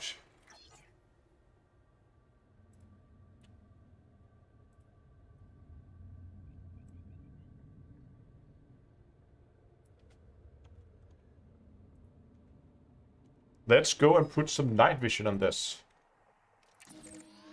It's not even too far. That 2 jumps.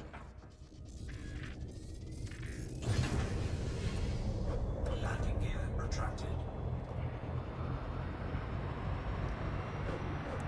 From a guy who knows nothing about programming code, etc., is there a technical reasons why they have ignored ship interiors to date? I think it's a prioritization issue. I think it's just it takes a lot of time and they need to be able to build gameplay around it. Simple as that. Do I think I could play Elite without third-party sites? It would be a significantly harder. I mean, I could go and I could check. I guess over here, doesn't that show what upgrades they do here? I could go here. Oh, you can't see that here, so you know. You would actually have to go and visit each engineer to figure out what upgrades they do, even though you may have been there before. Well, that's... yeah. So, no, that would be... I mean, you would have to make your own spreadsheets of things then. Is it behind the planet? It's behind the planet. Frameshift drive charging.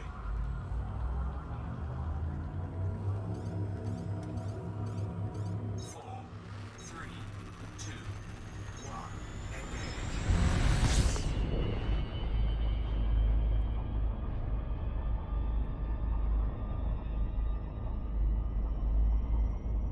Yeah, exactly. I mean, as I said, you could go and screenshot, but you would have to go and screenshot all these things because they're not...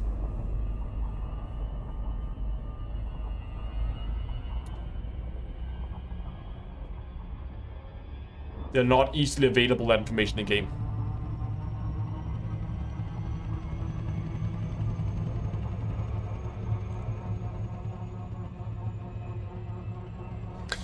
Yeah, it now has a pretty complete list, but having a game depend on third-party tools... yeah, I can agree that it would be nice if all that information was available in-game. But yeah.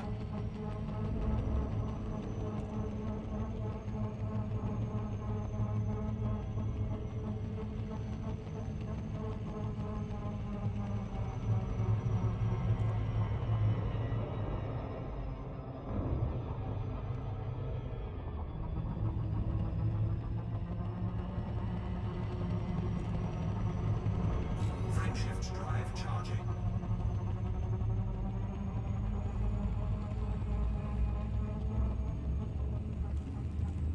Yeah, planets from orbit does look good, I agree. 4, 3, 2, 1.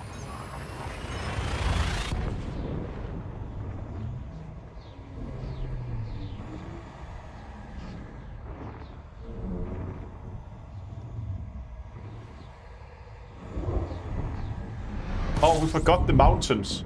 Oh, I wanted to go and see the mountains. You will have to come back and take a look at those at some point. See if we can find them again. That impact site is still there. We should be able to find them.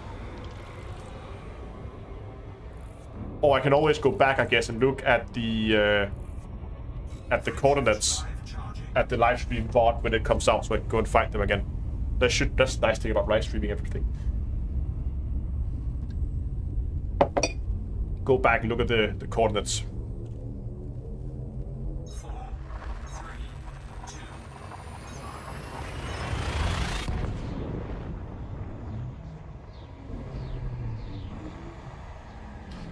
Broad Odyssey when I can get... nope.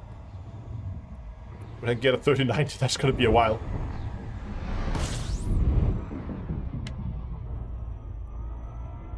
Okay, oh, are we in the system? We're already in the system, nice. Okay, let's go and find that base. There it is. I have mixed feelings about them changing the color of the... come on. Or them changing the color of the engineering icon to orange. It was so easy to spot before, but on the other hand, I can also see how it kind of fits in with the overall UI design a little bit better. Fuel scoop disengaged.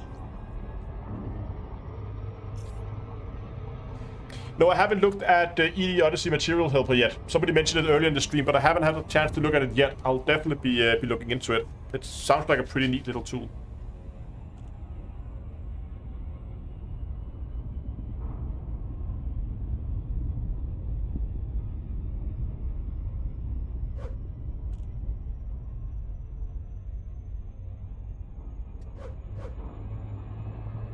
We probably have to... I hope this place is actually in the night side, so we can just go and put the ship down so we can actually see how well the night vision is working.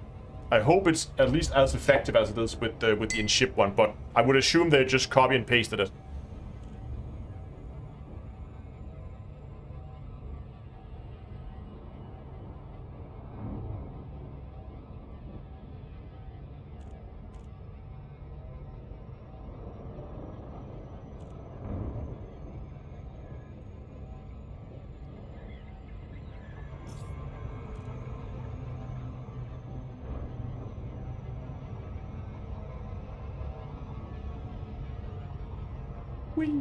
Okay, while we're flying towards the planet and doing a little scenic tour here around the main planet here, I just want to remind you guys that we have a like goal today. I think it was 210 likes. If we get to 210 likes, I'll set up a discount code for you guys at the merch store, which you can find at d2astore.com.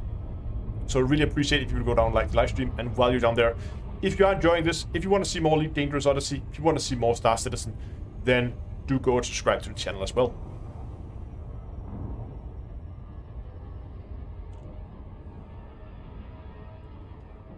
And oh, little moon there.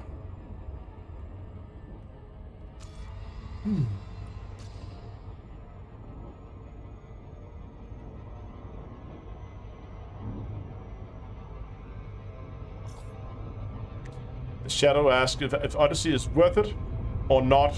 Is there hope for DLC?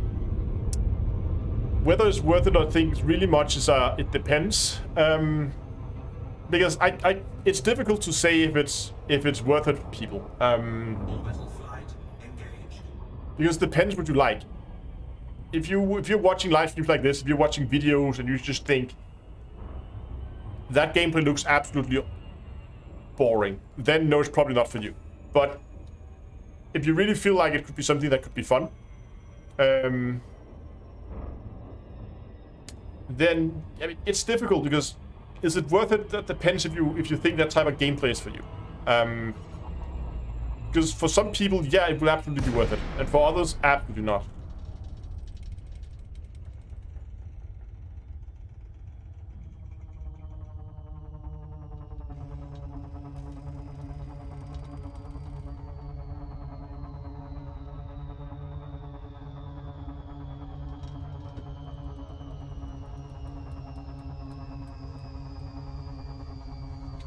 I would say, was it worth it at launch? No, absolutely not. But Frontier's done some decent work upgrading it with the first 5 patches. It's far from perfect, and there are still massive issues with Odyssey, especially on the performance side, and the planet tech. And we could probably keep sitting here listing problems all evening, so there's definitely a lot of problems with it. But yeah, I guess it all comes down to how tolerant you are with bugs and issues and low performance.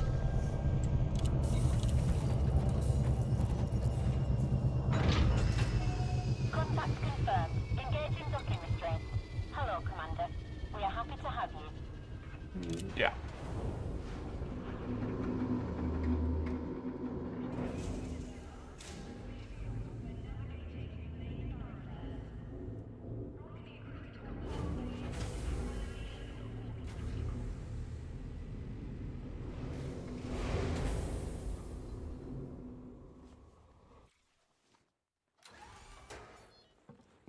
Okay, let's go and get some night vision on this suit.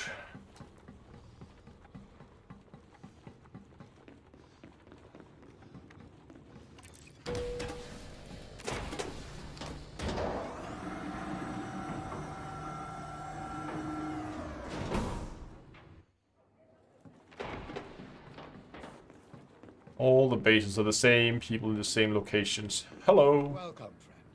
Seeing your equipment reminds me of my... I'd like to modify my suit. Yes, please. I'd like to modify my Maverick suit. Night vision. A unique blueprint to let you see what others can't. Of course, make the night your ally. Nice. Very well. Enjoy all the galaxy has to offer. What key binding did I set for night vision again?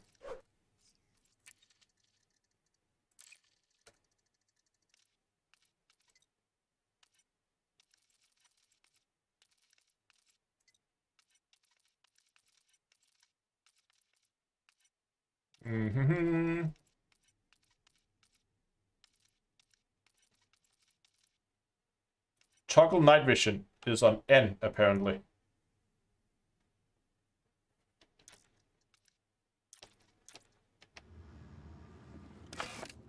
Oh!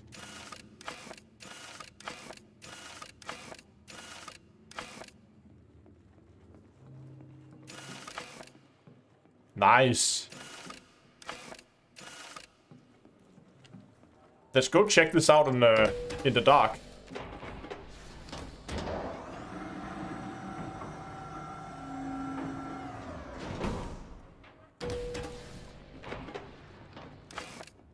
Ooh, look at that. I wonder how much power it uses.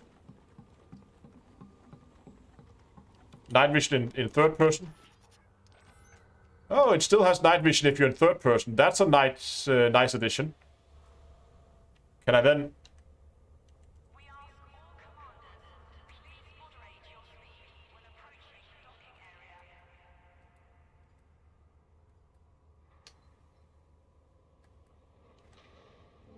hold on.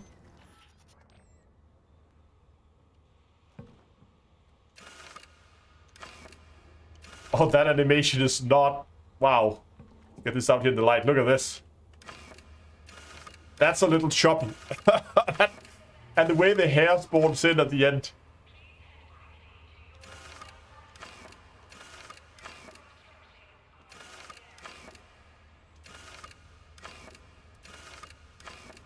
Okay, that could use a little work.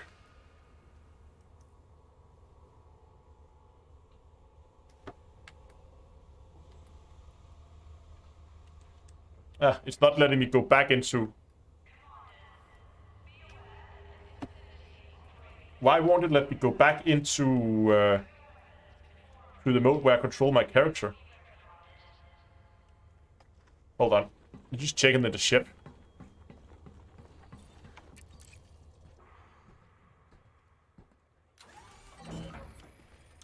So I'm pretty sure...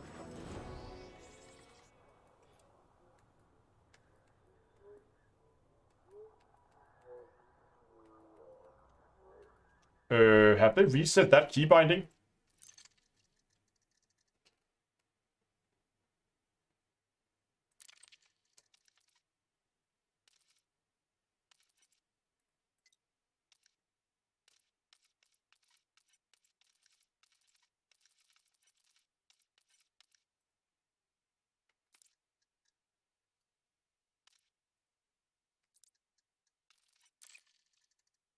How did they have, for some reason?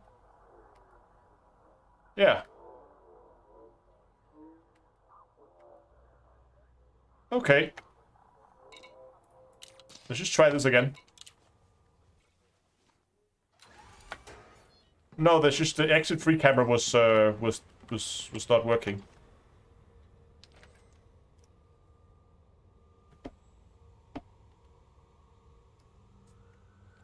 There we go. That's better.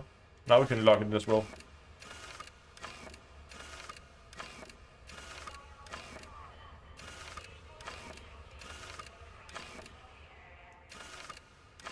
That is, well... That could use a little work.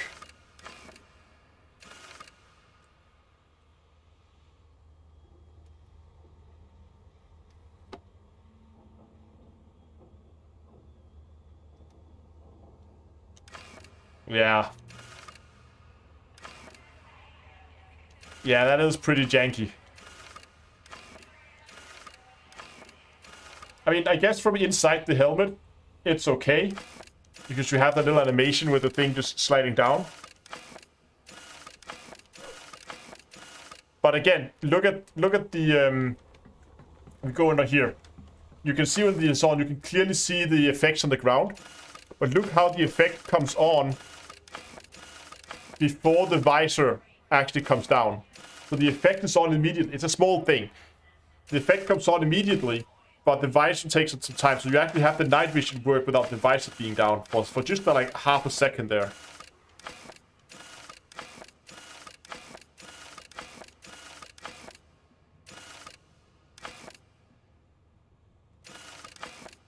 Oh, I think I know what it is. This animation here is just the helmet coming on animation. I don't think we have that animation if we go out into space.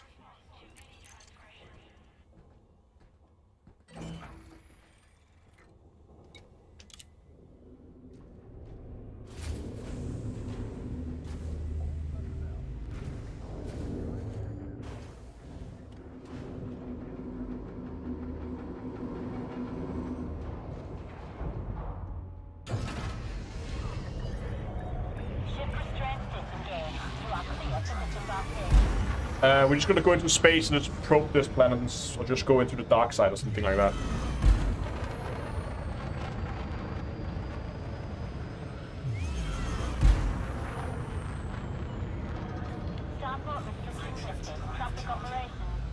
Just gonna get some distance and land somewhere on the night side of the planet. So we can play around with the night vision. It's gonna be fun when we get to an actual base. There's gonna be a little bit more.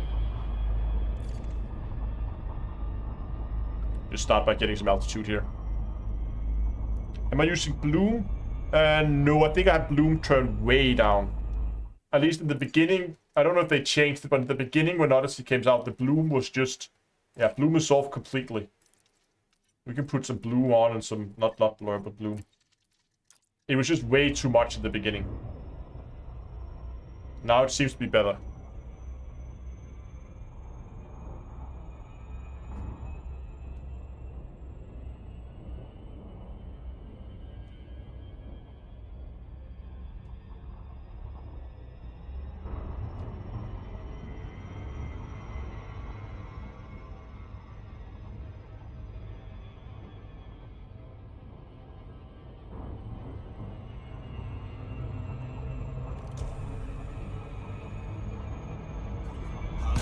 Oh. A little too fast there. Anyway, just gonna fly down manually.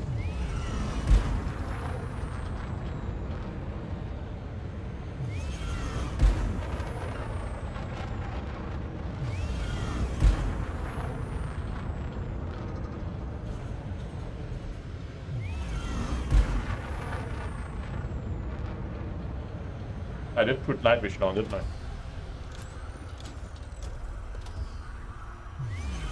Can't see it in the dolphin with the night vision is on. There, night vision is on. See that out the side window.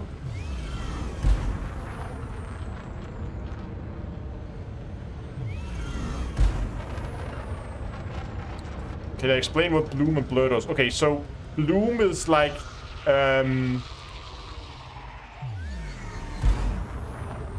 we go.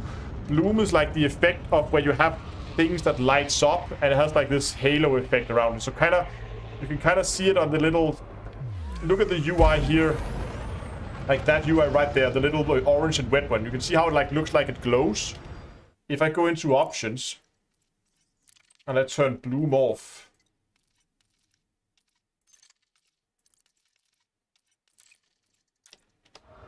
You can see how they're just more static now. It doesn't look like they're glowing in the same way as they did before. That's the difference. So lamps look like they have a bit more of a glow around them. They're not just like static lights. So it does look a little better. It's not as visible here. It's more visible in stations or places like that. We can try to look at it again. But maybe just put that on high. Ultra might be a little bit too much. You can see there that glowing effect.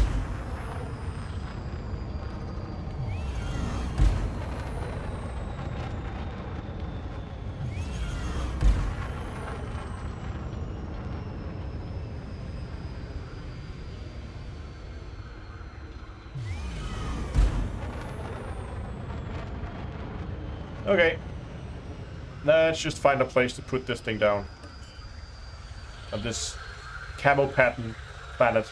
Now everything is in small squares everywhere. Have you noticed that? Oh, look at all that over there. What is that? That's a lot of rocks in one little...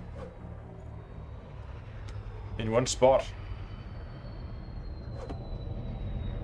Let's put it down here.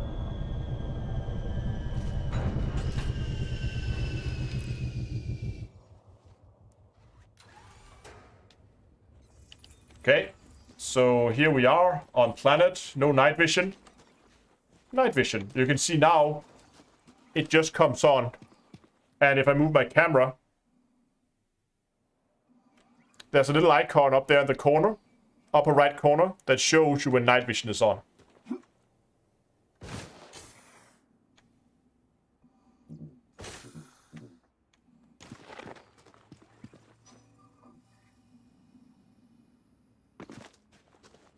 So what happened now, if I go here, go into the third person camera, look at my character, like so, and then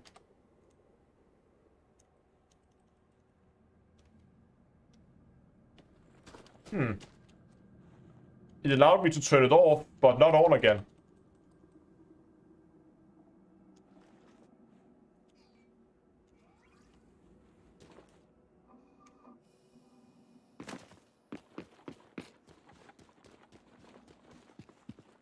Yeah, because we have the light. There's the torchlight. And the torchlight with night vision.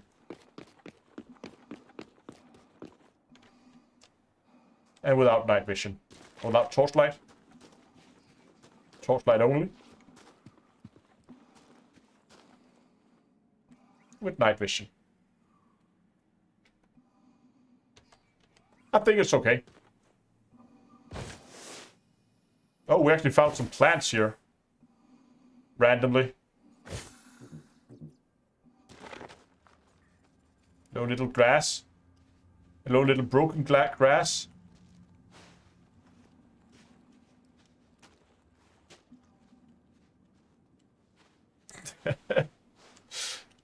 Yeah, well.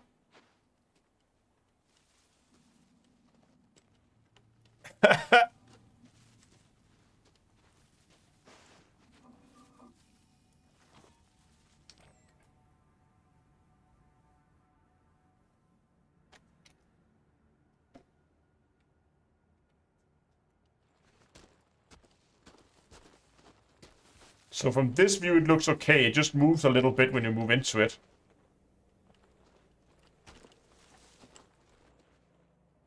Walk backwards through it.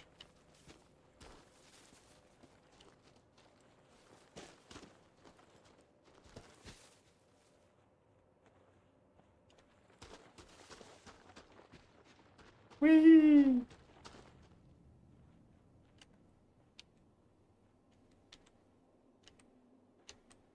For some reason, it only allows me to turn it off, but not on again. I have to go back in.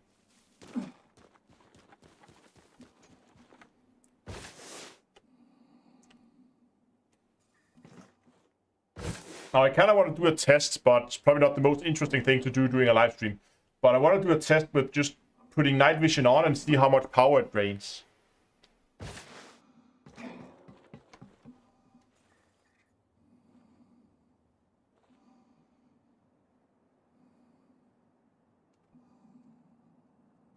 Okay, it's not that much. Down to 87 right now.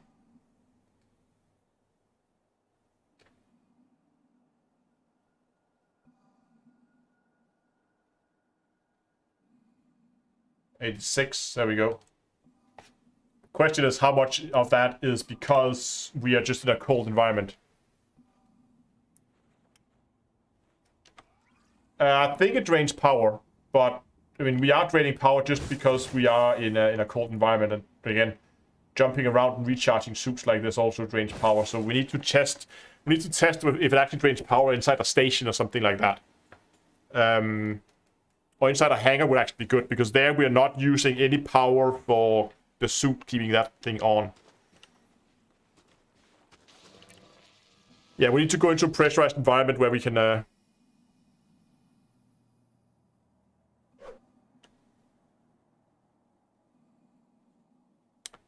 a minute of the standard battery. And I have reduced, so maybe I get longer. We'll have to check it. Okay, but that was night vision. So now we just need to go and find tropical surveys. So we could actually just go up and try to do a probe of this planet here. And see if we're lucky.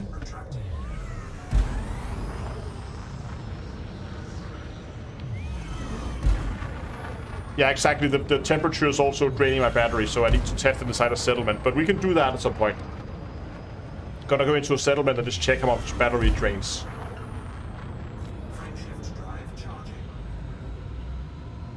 How much did it take to get level 5 Maverick suit? A lot. You can find everything on Inara. They have all the upgrades, so check it up on Inara. You can see exactly how much.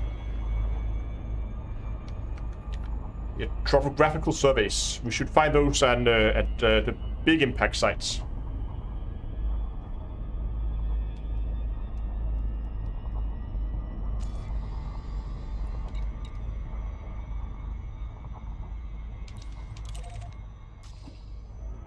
What is the layout here?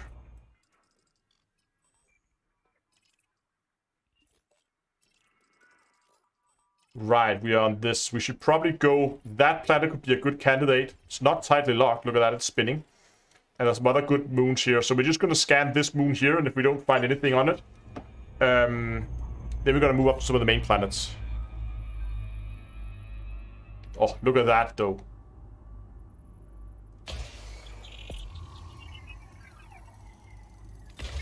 Surface scanned by 50%. Surface scan complete. I just have to go and check. Look at this. Hold on, give me a second.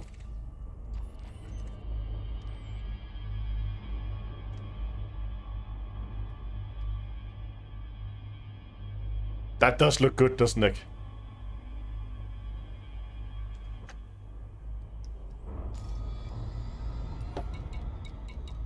I would have a minor wreckage. We have some irregular markers without threat levels on it, so that's not what we're looking for. Okay, let's go and let's just start with that planet there, because I think that could be a fun one to go to. That looks pretty. Let's go there.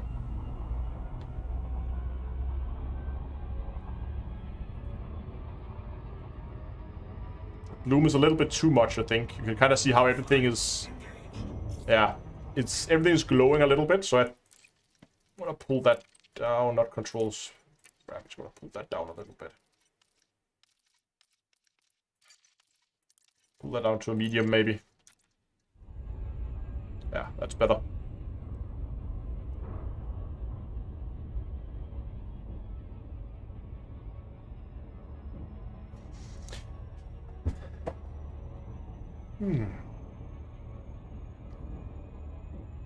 If I could get those surveys, how many did I need? 10 surveys. I have 5 already, so I can get the last 5 surveys. I could actually upgrade with the jump increase. That would be really nice.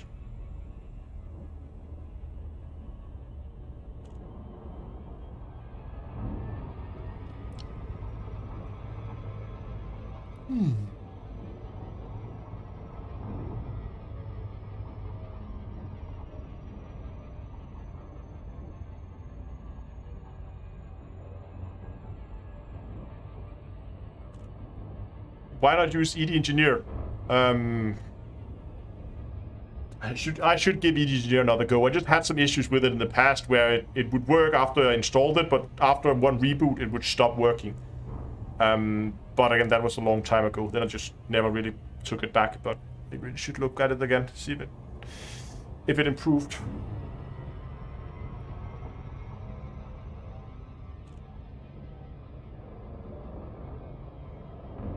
So be 1 minute 1%. Is that without the tool capacity? I assume that's without tool battery use or upgrade, or is that with tool battery upgrade? Because if you have 1% 1 minute, then I can go and check it out in a settlement. And if I have something else, hopefully I should have 2 minutes per percent.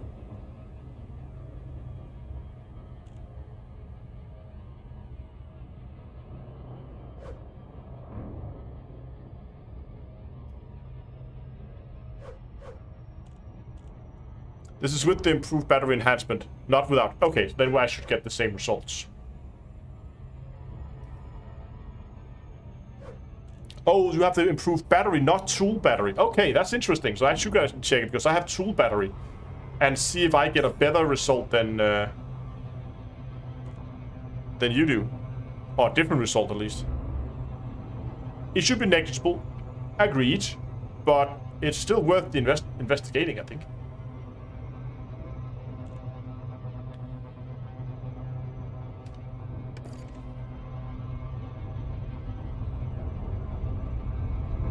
Much less noticeable atmosphere here, but still an atmosphere.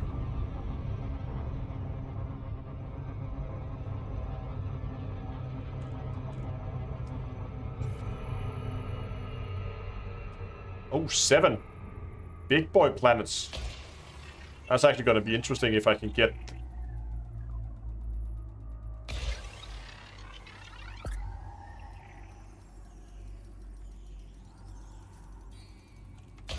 I don't know how to spread these out. I'm just gonna make some wild guesses here.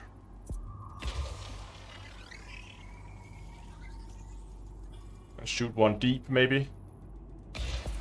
So. Surface scanned by 50%.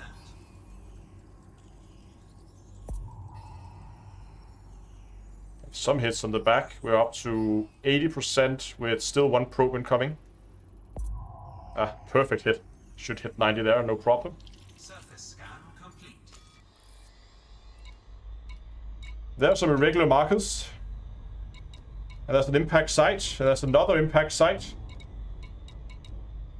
We have all the things here.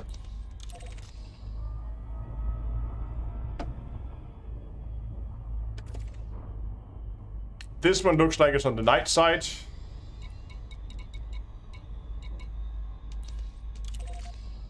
This one is also on the night side. So let's just go with the closest.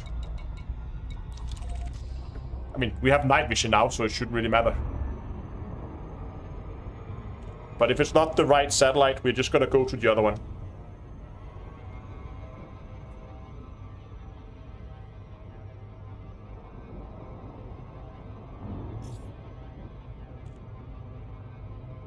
Yeah, they're actually right, bad battery. It's certain search from certain tool functions. So that means not everyone. So it's just going to be interesting to see if I have better or worse results with night vision than the suit battery improvement.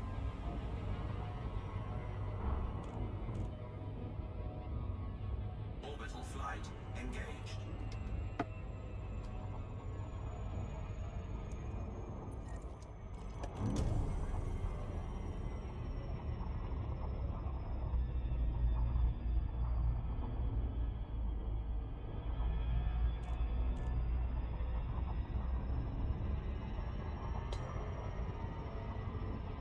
It's always so nerve-wracking when you're flying down towards a planet and you can't see anything before the night vision kicks in when you get closer. You're just basically flying into the dark and you just pray that you don't hit a planet. Improved battery, maybe it's a better idea. I don't know.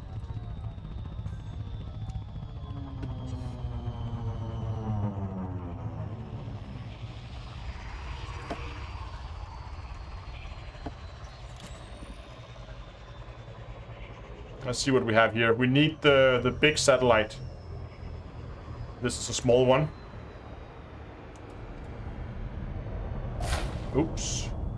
Yeah, that's a small one. We want a bigger one. We're gonna head over to the other impact site.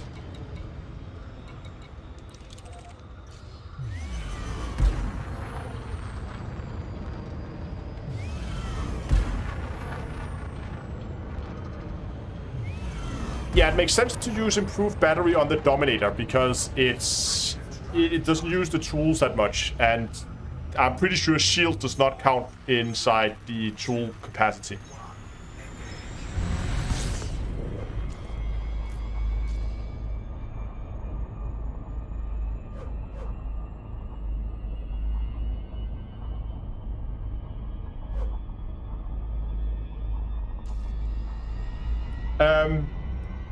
Who was it? Was it B? Was it you who had the I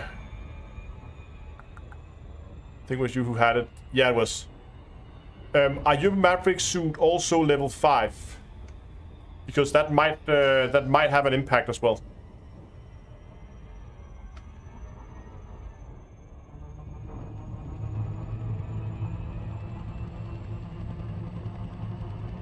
Yes, sir. Thank you very much. Okay, we need more altitude. This is too slow.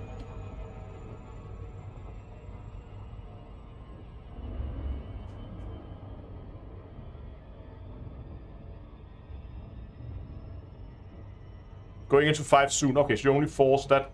I think maybe the battery is improved with super upgrades. I can't remember. Or if it's just stuff like shield and those kind of things. There we go. Orbital flight engaged.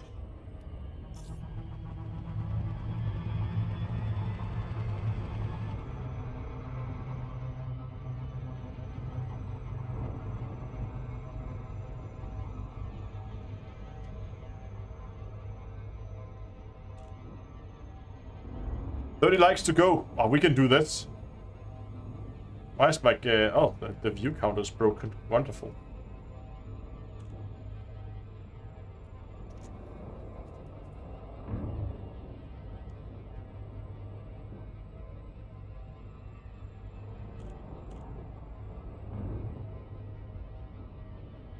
Jesus, it takes forever to get around this planet. Should be right on the horizon now.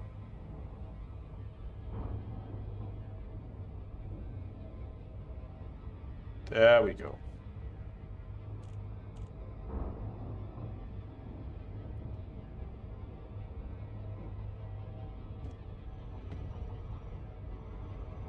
Orbital flight engaged.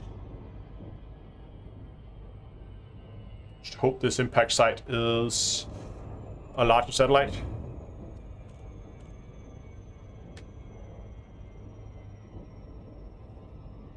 McDoodle says, I got a grade 5 Maverick suit with night vision. Can you do me a favor, McDoodle? If you are in or near station, could you go into this to the landing pad, I think? Or inside a settlement or somewhere, and then see how long it takes to drain 1%? Look at that atmosphere there. Because if you have grade 5 Mavericks and you do not have the tool capacity, I'm interested to see if there's any difference there.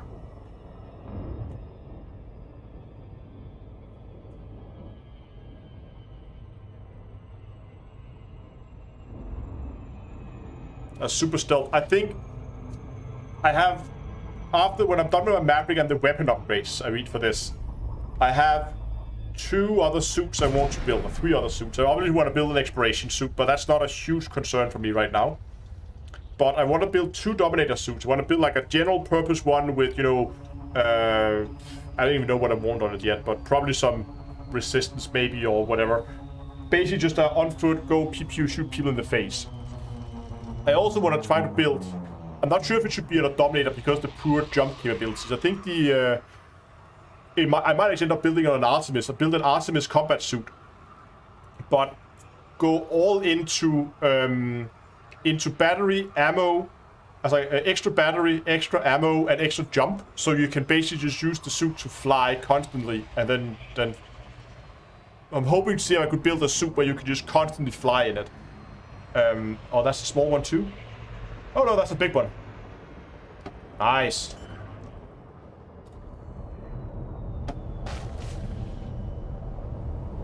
A little closer.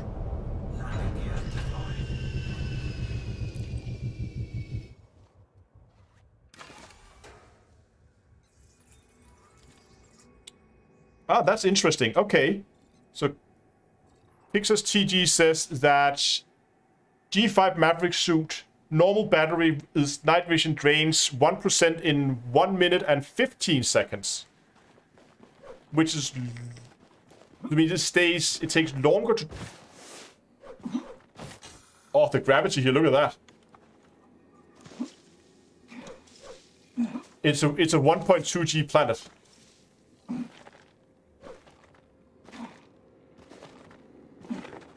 How are we ever gonna get up there then?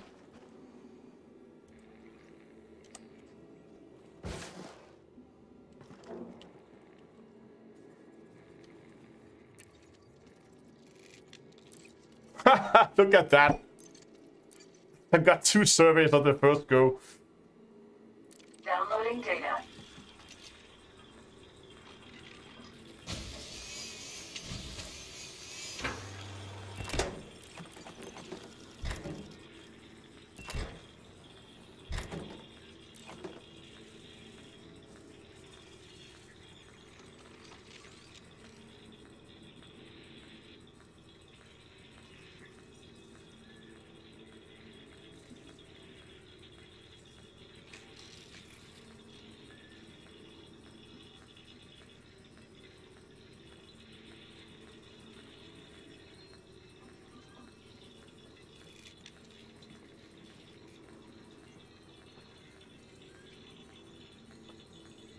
Engage in gameplay, right?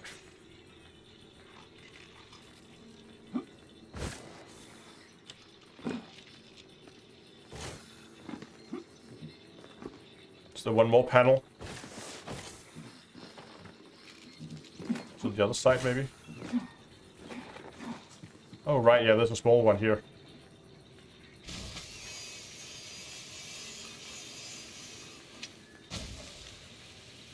Somebody asked about the panels. They should be ejected out now. Okay, just the gravity is... It's a lot here.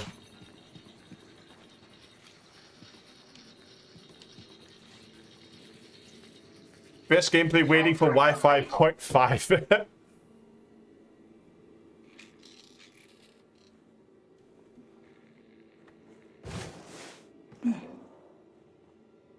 Oh, we're done.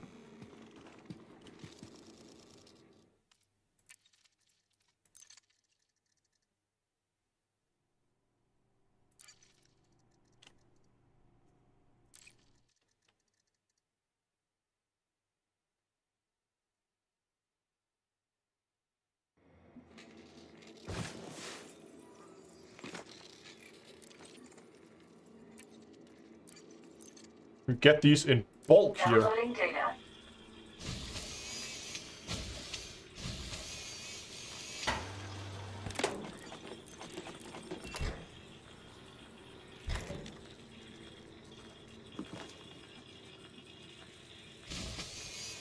Cutting away all the stuff.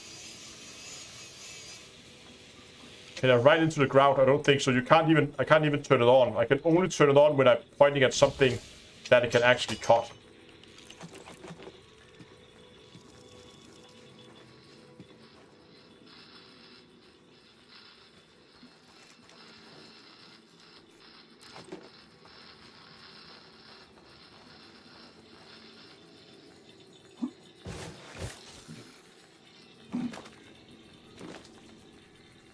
Put that back in where it belongs.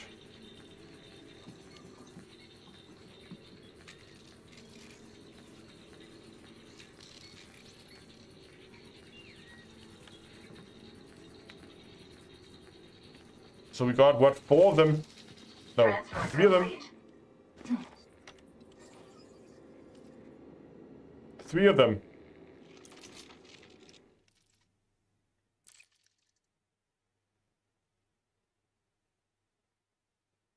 Yeah.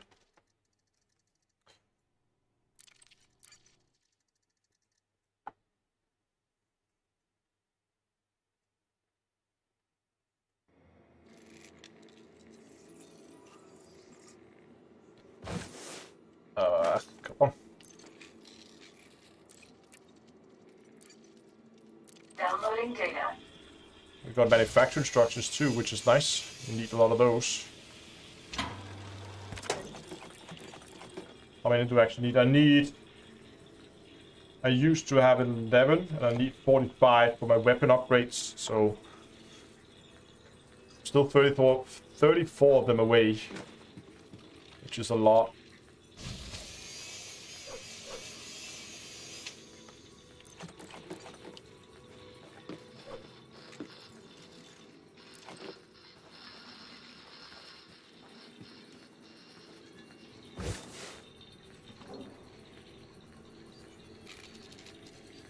No, the topographical surveys.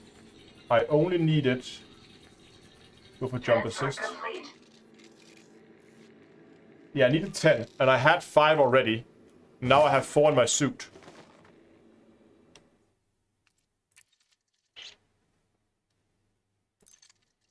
What is your opinion on ground combat? So the problem with ground combat so far is that it would have been such a laggy mess that I haven't really done much of it. I've done exactly what I needed to unlock the engineer and then nothing else.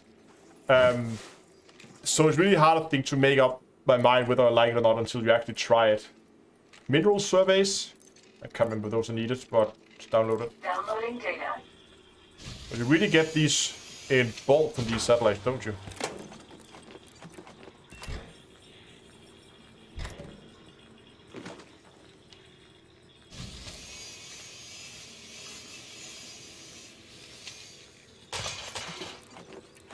But maybe after update 5 here, it might be worth going back, actually checking out the checking out the conflict zones to see if they're actually a little bit more playable now. I mean, when you were outside, it was often okay, but when you began to move into buildings, the frame rate would sometimes drop down as low as 20, 15 FPS, which in a shooter is not a great experience. Transfer complete.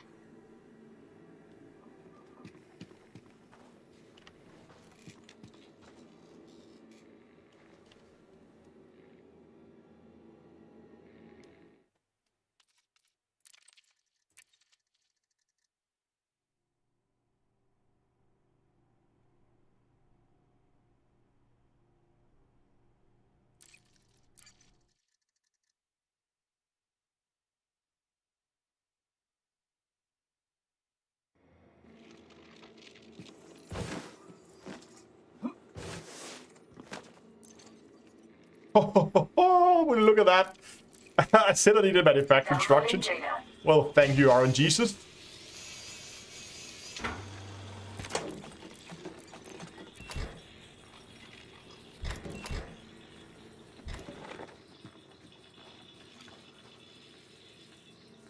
No, don't get me wrong. I've been winning my conflict zones as well as at absolutely terrible frame rates. But one thing is winning them. Another thing is if it's an enjoyable experience. And at 15 FPS, it's not. Transfer complete. Okay.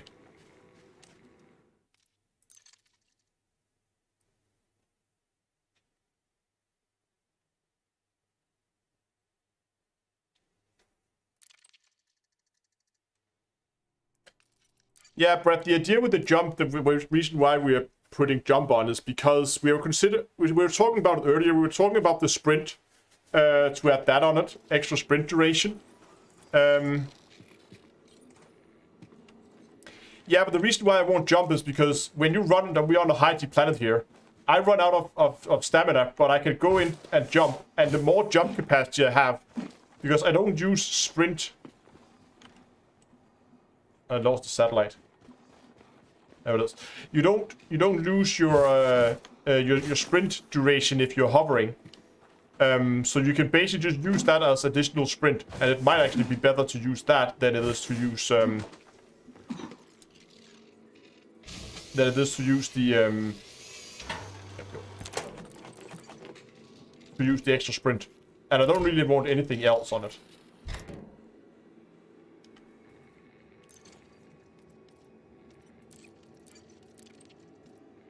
Downloading data.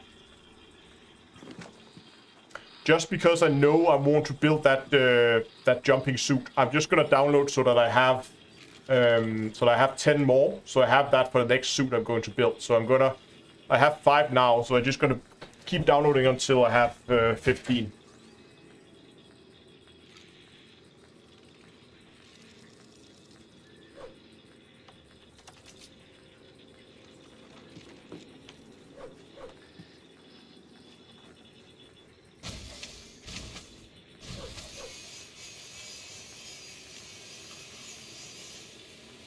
Is Twitch just very quiet, or is my Twitch chat dead?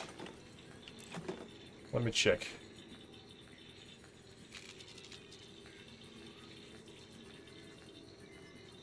Seems it's just very quiet today.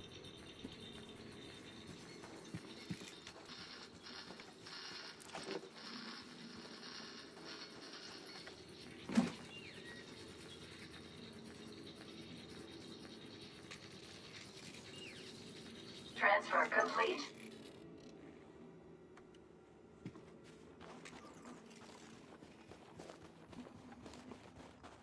Oh, we have people on Twitch are still alive.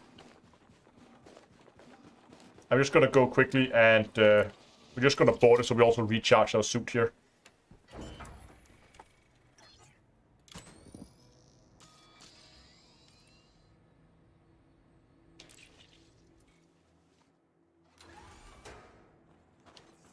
Yeah, but I want it on the Maverick suit because this is supposed to be my salvage build.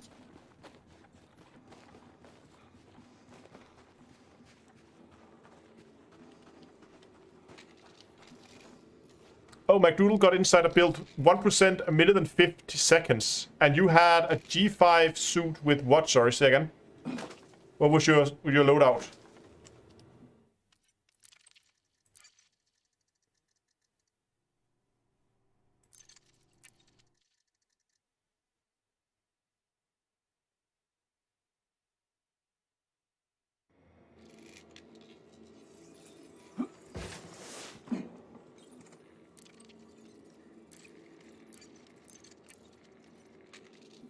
Downloading data.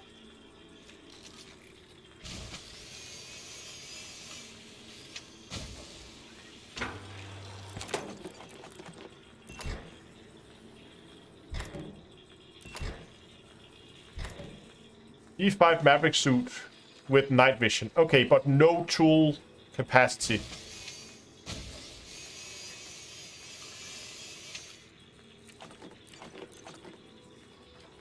Okay, so I also have a G5 with night vision, but I have the reduce tool capacity or tool battery usage mod on it. I'm just gonna write this down. So you have a G5 Maverick with night vision, and their 1% is 1 minute and 50 seconds. It's not a tool, it's a mod. Yeah, but I don't know if that affects it or not. I mean, people seem to at least the flashlight seems to be affected, according to what I've heard. So if the flashlight is affected, I think there's a chance that night vision may as well.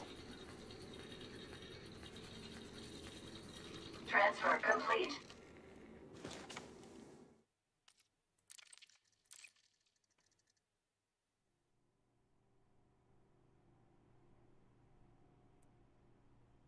No bat or tool. Good. So that's just a normal Maverick, G5 Maverick with night vision.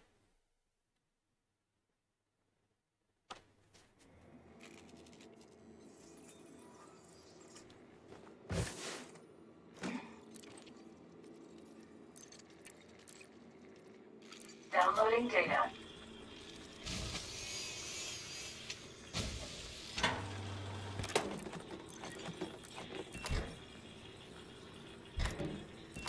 Gotta roll that dice on the power regulator.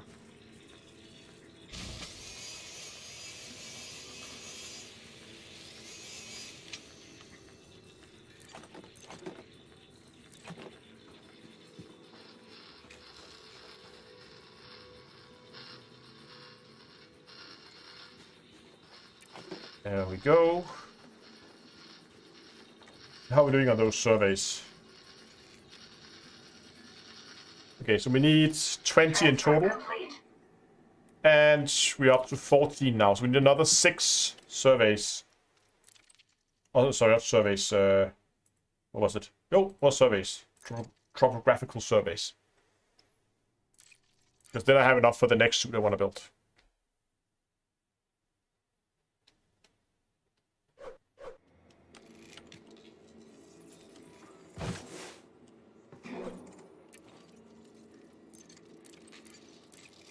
There's one. Downloading data.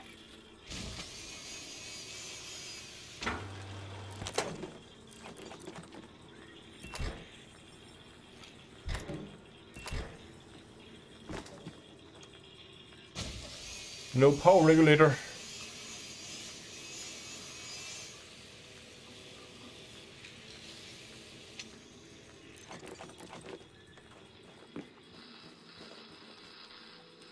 Is that a motor? Oh, look at that little motor.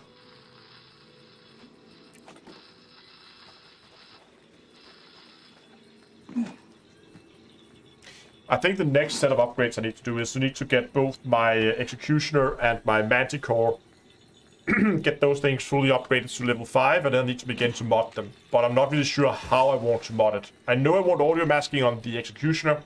I know I want noise suppression on the Manticore and little pistol. But other than that, I'm not really sure what I want on them. I'll have to figure that out. Can maybe go and... Oh, we only have 7 seconds. We have a long download. We can go and look at that. Hey, we're 210. Transfer complete. Do we make it to 210?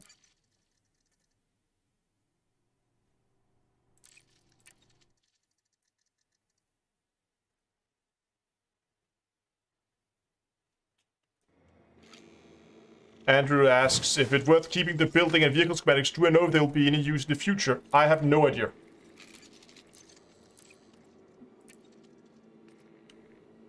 Downloading data. Okay, we are at 210. What, we need suggestions in chat then. What should the discount code be?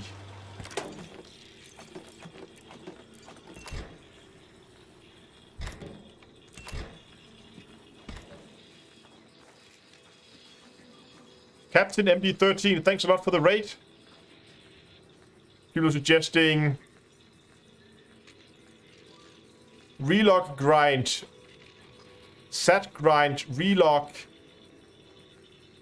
Maverick up has also been suggested, night vision has been suggested, topographical is also on Twitch. That's a difficult one.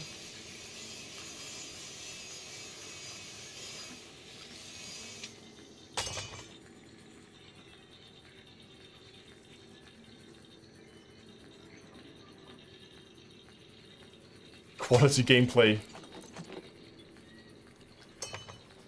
Data farming. Transfer complete. I kind of like there was a lot of people who were suggesting something along with relogging or Maverick, but Night Logger. I kind of like the, one that was actually pretty good. The Maverick up. Maverick up. I kind of like that one. I think that's what we're gonna go with. Squarespace.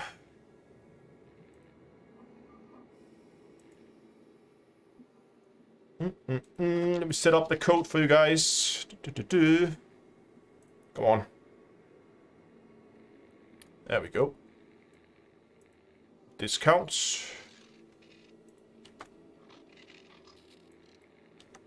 Maverick up is going to be the code. It's going to give you 10% off. And the code is going to last until the end of the live stream. No, I don't want to delete it. I want to save it. It's going to last until the end of the live stream. That means when the live stream is over, I'm going to take it down. So you can now go. Code should be up. Let me just double check it. It is. You can now go to d2eastore.com. And there, you can use the code MAVERICKUP. And if you use that code, I'm going to post it in chat. You're going to get 10% off. And again, it's going to last until the end of the live stream.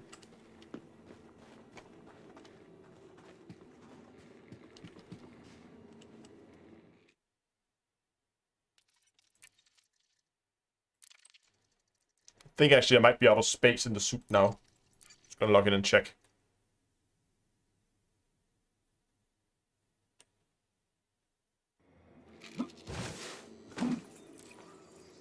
Oh, I still have room. Downloading data.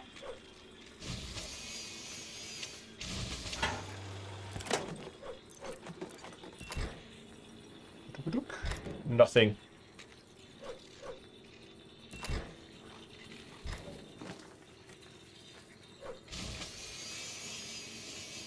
Transfer complete. Okay, it should be out of room now. I'm gonna go back.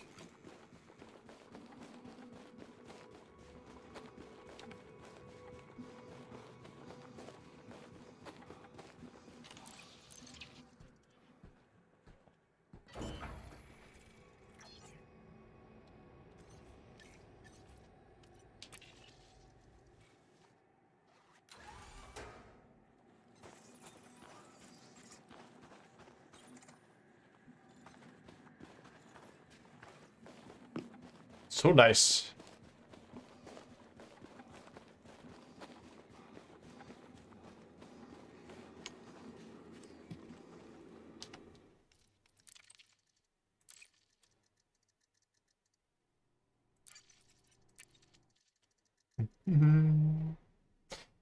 Should be pretty close. I think we're only missing like 4, 5. Let's check it after this. We should get some here. Let's run another one. Oh, and 2 manufacturing instructions. Downloading data. Don't mind if I do.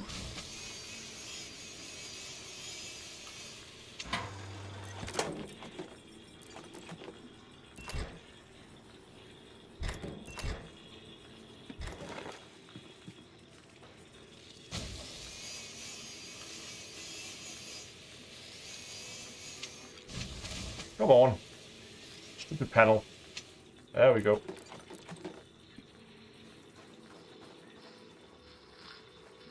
And a little floating one.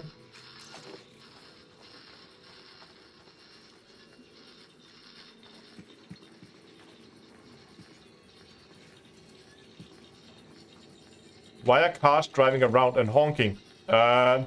Did you guys play football or something today? I think that's it.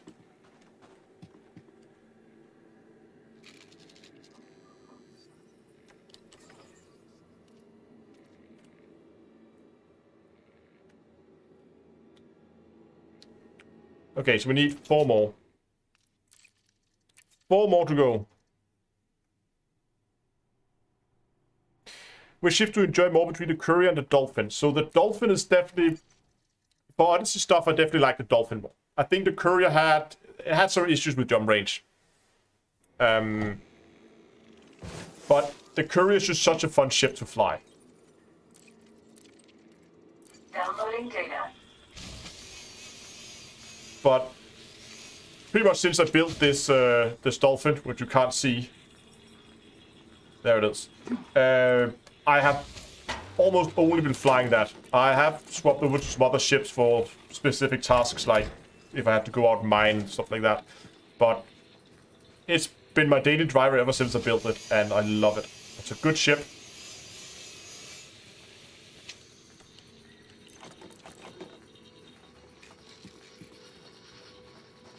Transfer complete.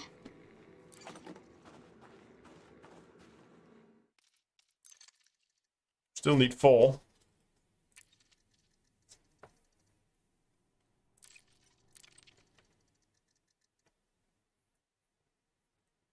Courier is a good ship too. As I see it, there are 3 really good ships. There's the Courier, there's the Dolphin, and there's the Diamondback Explorer. It really depends which one you pick. Depends whether you prefer speed or jump range. If you want more jump range, you go for the Diamondback. If you want more speed, you go for the Courier. And if you want something in between, you go for the Dolphin.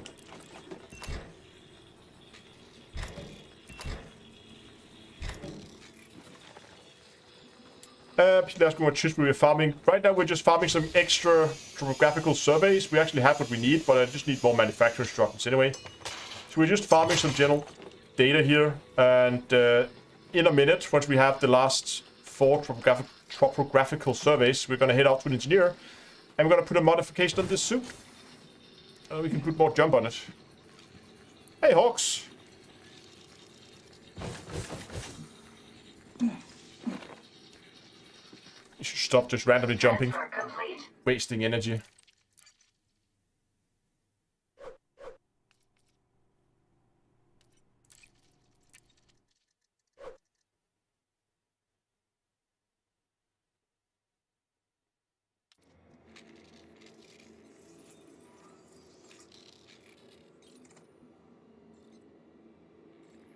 Daniel says, so you have to log out to main menu from Surface, not from SRV, right? You can do it from the SRV too. Downloading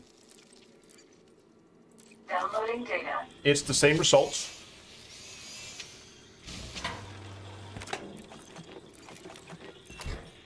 But it's... Oh, so look at that. That's when it's actually powered on. I saw the little green, the blue light, and the little flashes when it came. I actually got a one that's powered on. They are rare. At least here, but... They're not hard to find.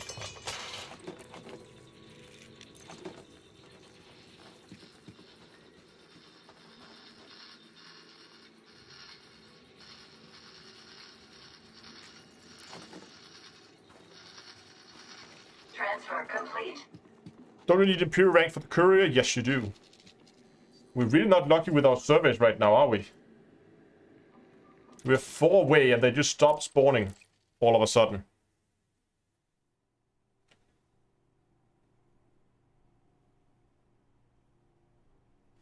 Lag is okay. I mean, I keep my FPS counter up. And it's actually running, drops down during menu loads, but I can live with poor frame rate. But running around the surface, 80 to 90 frames, I'm not complaining. Did somebody need atmospheric data? Download all the stuff.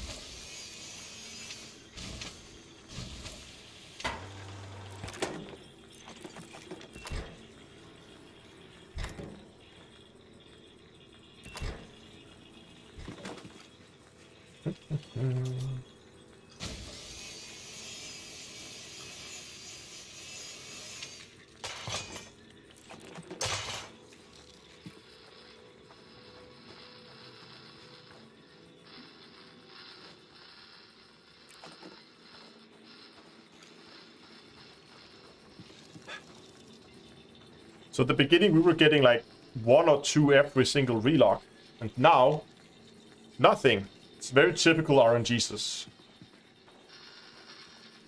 No NPCs? Nope. I'm not having any NPC spawns here.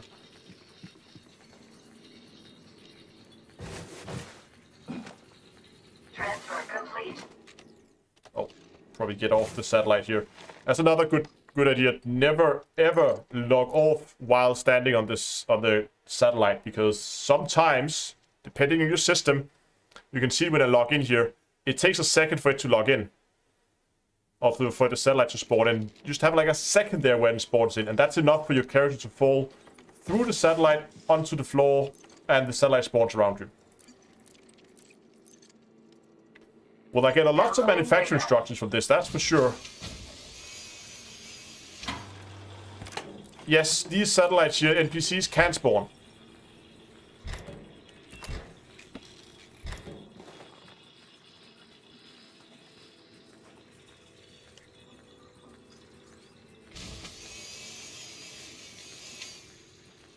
I like that it just says warning, and then...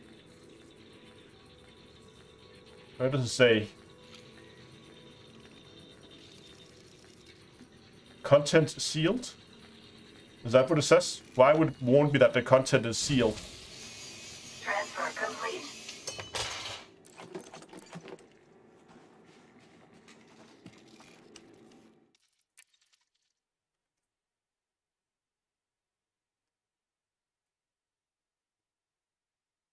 Someone's from here sitting, watching the live stream saying, nah, no more surveys for you. Then I'll just get a bunch of manufacturing instructions instead, yes. But I'd really like to get those last surveys so we can move on and get that jump assist on the suit here. There.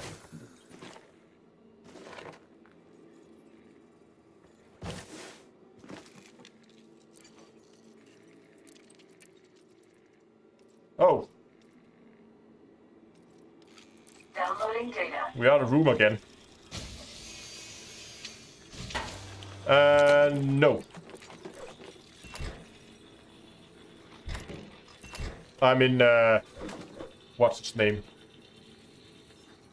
There. I was an engineer, and there were plenty of, impact sites, so I just decided to stay here.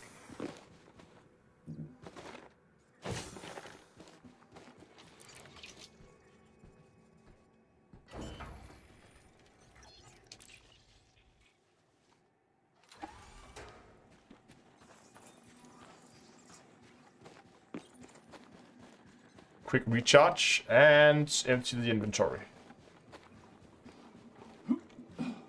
Hey, Dongle. Your friend is here.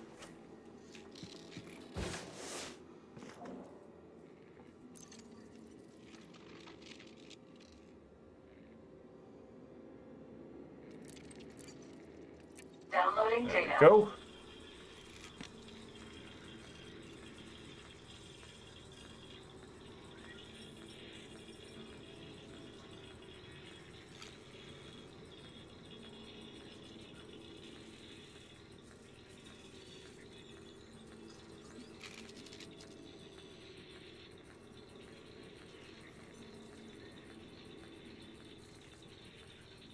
Also, like, what the hell? That mute there was a little aggressive, but yeah, just get the bot. That should be fine.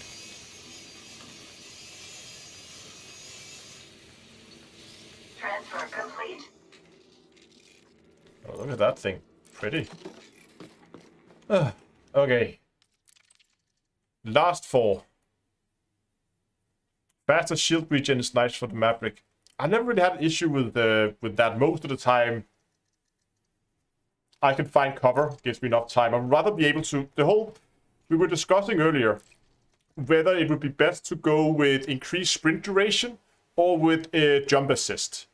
The idea is to try to reduce the time it takes to get back to the ship after you're done looting a base, because that's at least I always run out of stamina. Hey, there's one. Downloading data. So the idea was that sprint duration would be the obvious choice, but we were then discussing whether it would make sense to go with jump assist instead, because when you are flying, you're not using sprint, but you keep your momentum.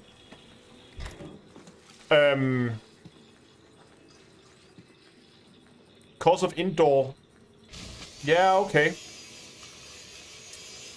I think I have to do a little bit more research before I commit, because I really can't make up my mind. I can see the appeal of having jump assist, but I can also see the appeal of increased sprint duration. I really don't know.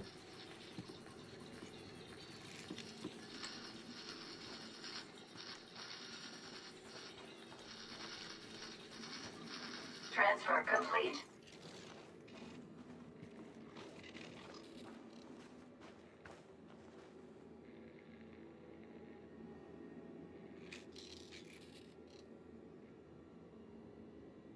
You have backpack, less tool usage, faster shield regen, and extra stamina. So I'm going backpack, I'm going night vision, less tool usage, and then the last one I don't know. I'm considering either going sprint or jump.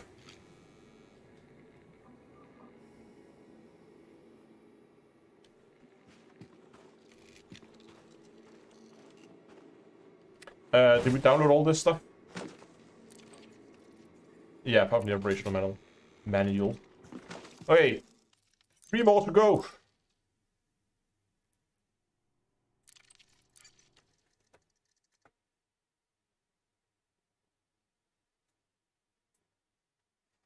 Yeah, see, I'm not really gonna go that much for fighting, just the majority of the time. If I'm actually gonna go and fight, something has already gone wrong.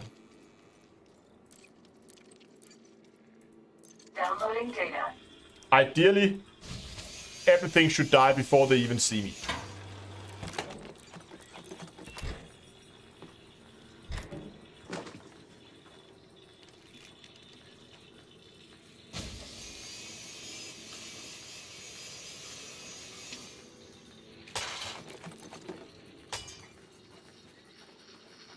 Transfer complete.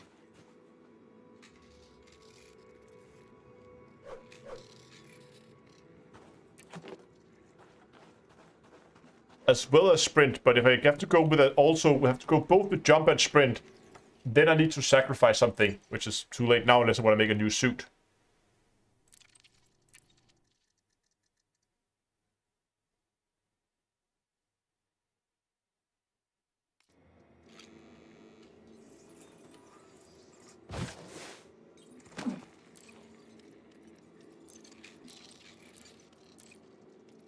Downloading Was data. another one, so we're down to just missing 2 now, once this batch has been downloaded.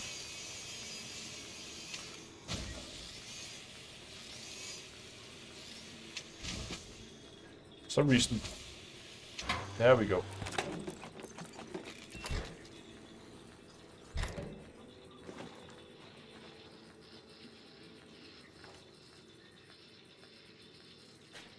Yeah, I don't know.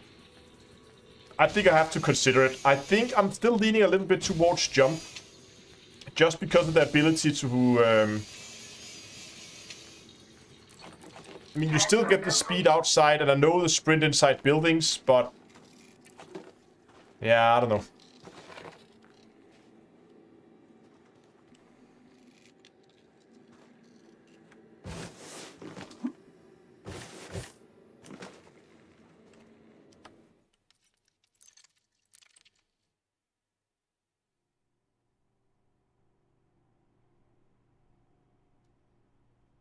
Okay, that makes sense, Hawk. Because I run sniper and plasma pistol, but if you use the shotgun, then I could definitely, if you use a shotgun build, I could definitely see sprint being more useful than the jump, because you obviously want that distance. Whereas for me, it's probably more useful to be able to get to the higher rooftops and jump between buildings from rooftop to rooftop.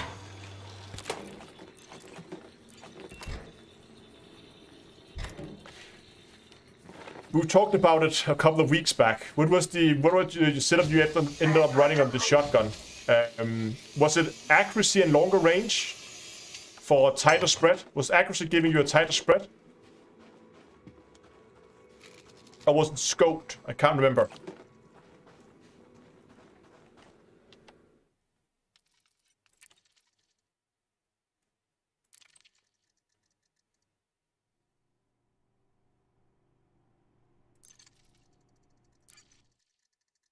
Scope and longer range. Was it scope that also gave you a tighter spread? Was that it?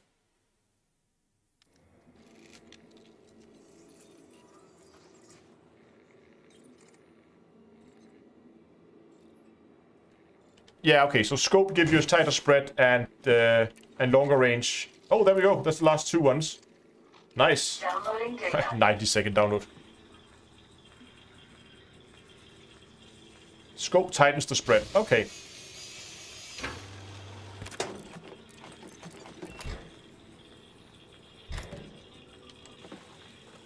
So scope, longer range, and then you have two left. I guess ammo would be nice on it, since you only have the 2 shots. I guess getting extra would be nice. Yeah, accuracy is only hip firing, right? Yeah. Yeah, extra mag is probably... I would probably go extra mag as well.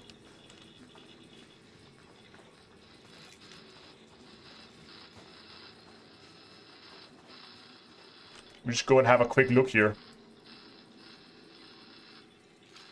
Is it the oppressor? I think it's the oppressor. Doesn't matter, should be the same. I mean, I would consider audio masking, but I'm not sure. Probably not. Faster handling, greater range. We need greater range. We need magazine size. We need scoped.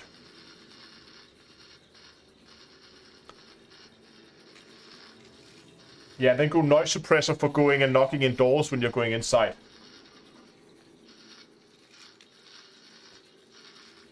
The only one that could really make sense would be stuff like you have the, I don't know, it's draw stow speed for improved aim down sight, so you don't really have that much need for that, I guess. Headshot damage seems not that. Noise suppressor. Reload speed could also be an option, I think. Now we're almost done, Dongle. We'll some other time maybe. But yeah, I would guess noise suppressor would be good, so you could take it in buildings and use it for taking out people in there. Since you would often swap over to the shotgun when you went in close quarters, wouldn't you? But I kind of want to use it for conflict zones as well. And their noise suppressor is not that useful. So if we're going to use one for conflict zones, we still want to have magazine size, we still want to have the scope, and we still want to have the longer range. But I guess maybe stowed reloading would be good if you want to use it on a Dominator. But it's pretty much only on a Dominator that makes sense then.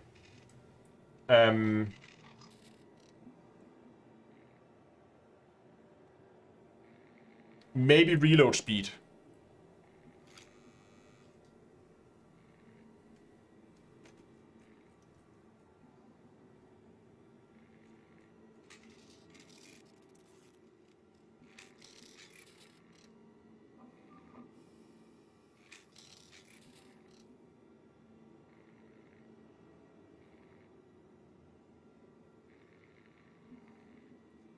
They have disabled...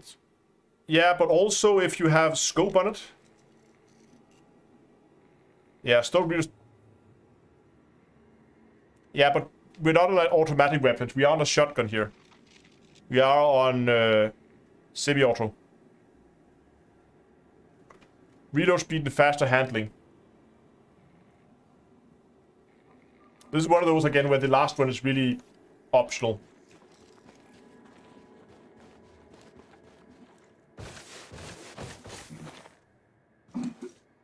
I'm not such a big fan of stowed reload. I would rather go faster handling instead then.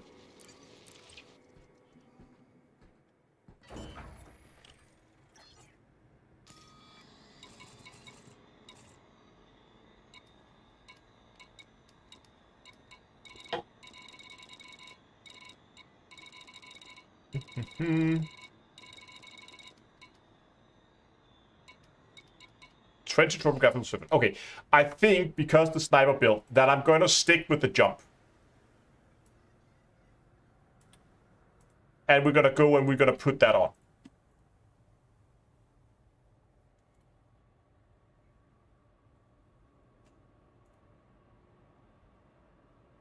Maverick suit mods.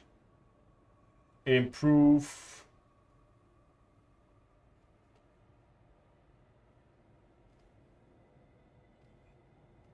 Improved jump is either Hero Ferrari or Yarden Bond.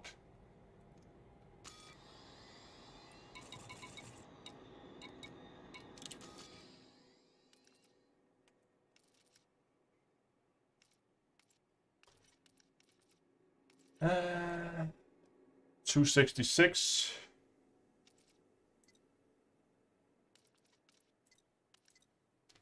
Yeah, I haven't been to this engineer yet, so let's go there.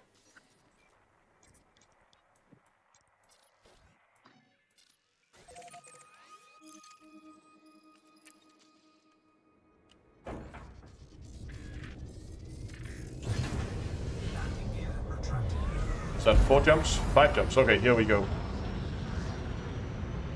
I think I'm gonna go jump. Because again, if I'm gonna go with a sniper build, I think jump is more useful. I can see sprint being useful on a close range build, but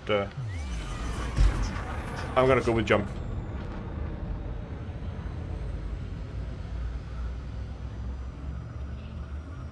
I know retro is not the most engaging viewing experience watching relogging. That's why we can have a sit and have a chat and talk about builds in the meantime. At least there's something to listen to.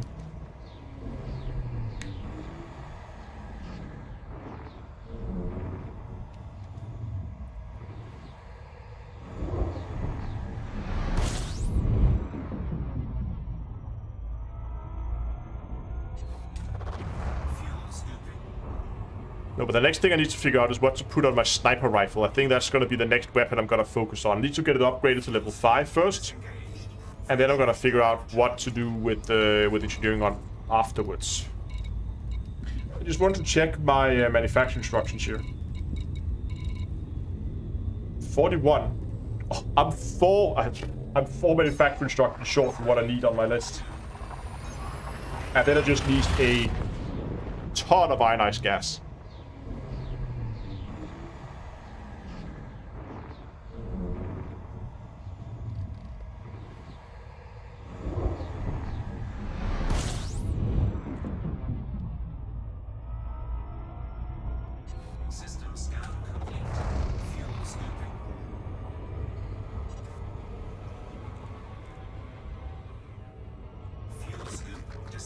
High value target acquired. Yeah, see ya.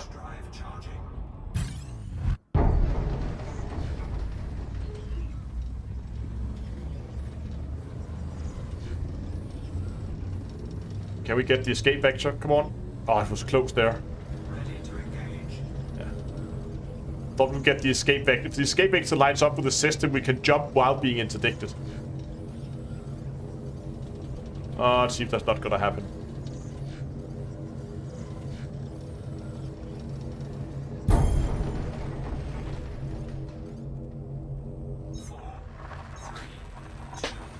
Because it's using audio masking, noise reduction, extra ammo, and scope. If you want better zoom. So the I mean, I feel like I'm pretty accurate with it without the scope. I mean, it seems like a natural choice for a sniper to use scope, but you already have a really good, relatively good scope on it. And the accuracy on it is super good. I mean, I can kill people pretty much all the way across a base with it, as it is right now without a scope. I'm not sure about the noise suppression, because it's not that often that I use this inside. I definitely auto-masking, I think, is an absolute must-have on the sniper. Because outside, from rooftops, just sitting there, killing people one at a time, super nice. Often when I go inside, I would swap over to my sidearm and use a pistol. So that's why I want to have noise reduction.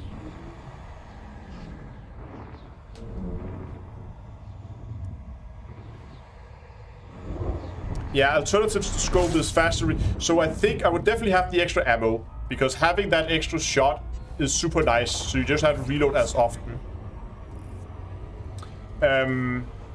So extra ammo and noise audio masking, I think is a must-have for me at least. Other than that, I think it will just be stuff that makes it easier to use. So it's probably something like faster handling, faster reload. Those kind of things could be... The Demonic Giraffe, nice name, I like that, asks, how do you stream to YouTube and Twitch at the same time? I use a service called Restream, restream.io. So I stream to their servers, they split up the signal and send it to both servers at the same time. Super neat, super easy. Easy to talk about audio masking. Where are the smear campaigns? The smear campaigns are in HAPs, HAP data ports. Fuel scoop disengaged. So you need to go and find tourist settlements and anarchy systems.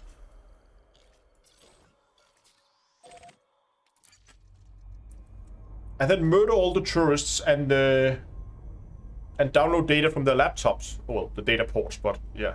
They have that network history and all the stuff, so I guess kind of.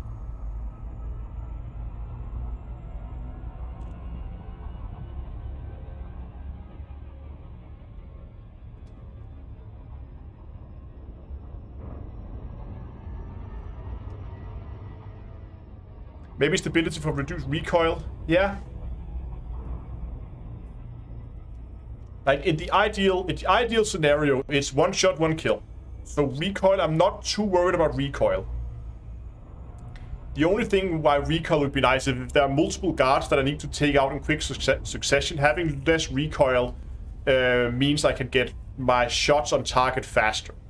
Or if I need to take down someone with shields, then I guess it's nice to have reduced recoil, since you can then fire off the two shots a lot quicker, and then take down both shields and their, well, armor or hull or whatever, health or whatever you want to call that, hit point pool. For some reason, the sniper can't do damage to both shield and health in the same shot. Really, none of the weapons can, as far as I know, actually.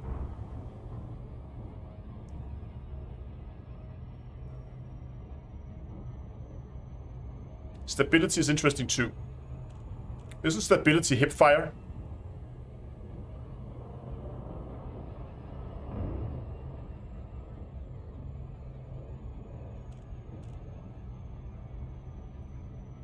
Yeah, I've heard opinion polls are now difficult to find again, which is, well, they fix one thing and break another, I guess.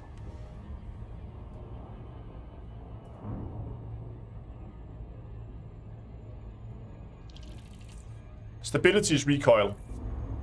Oh, stability is recoil, okay. What was the hipfire one? Oh, that's accuracy, sorry. That's accuracy is hipfire and stability is recoil. Yeah.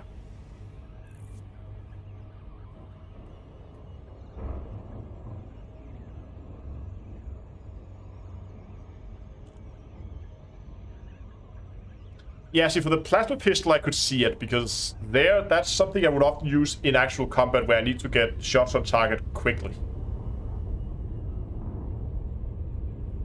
And I could also see both stability and accuracy being nice there on the pistol, because I would often hipfire my pistol without aiming down sight.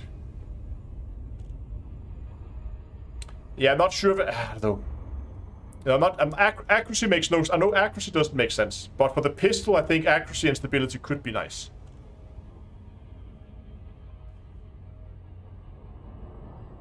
Yeah, I can double tap. I can double tap mode with the sniper rifle. I can. If people don't have their shields up, it's a one shot, one kill. But if they have shields up, it's a two shot, because you can't do damage to both shields and armor in the same shot.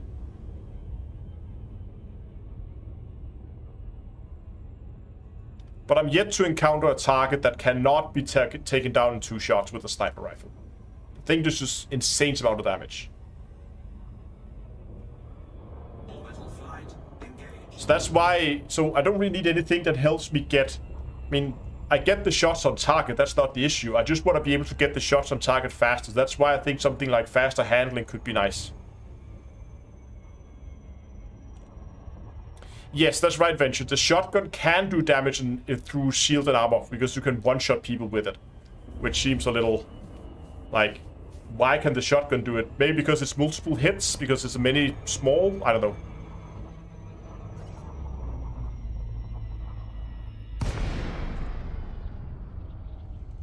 Pick up scope. It ignores accuracy. Hold on. So if you have scoped on it and you fire, if you have scoped and hip fire, are you saying that if I have a scope and I hip fire, then it will ignore the accuracy penalty?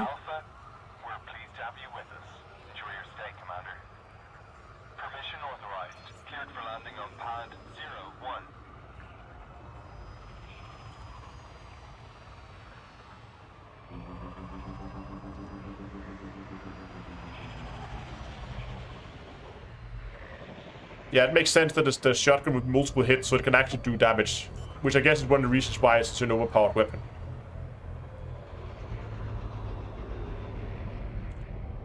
Landing gear deployed. Oh, but aiming, if I aim with the pistol, it already is much more accurate, but I just like to hip fire it a lot.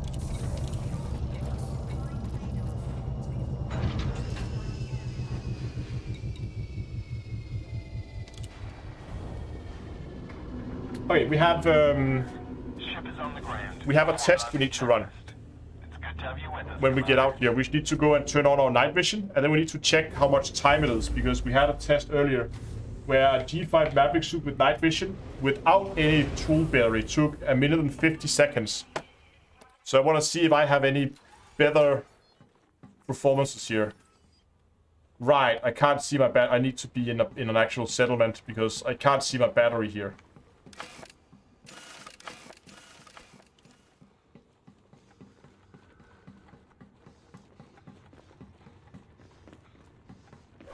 Thank you, Dangerous.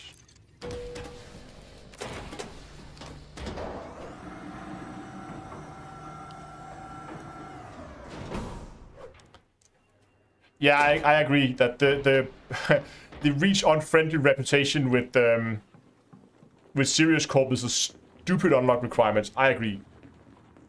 Welcome, I'm Yarden. And you're new here? You must have had quite the journey to reach my base. I hope the I would like to modify my suit. I would like to modify this suit. I would like to put improved jump assist on it. If you prefer a solid choice. Take your time. Farewell for now.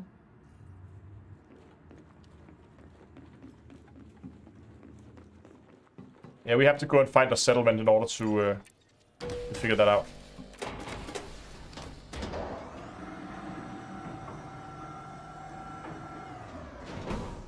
And we can also need to find a place where we can actually check the new jumping here.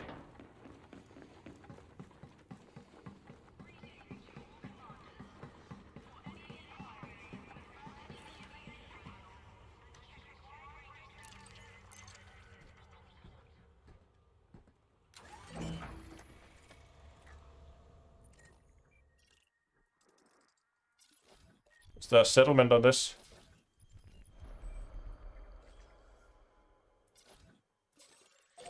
There is. Also one right there. Cultivation nursery. Oh, okay. Bora, hello. Yes, okay, welcome back, Hawks.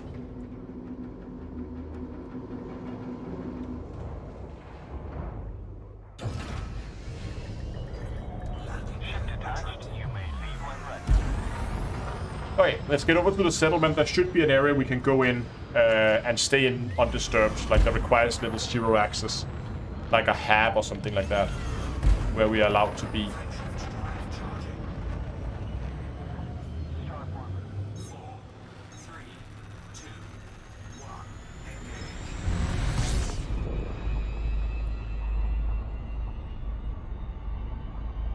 It's also low security. 600 kilometers.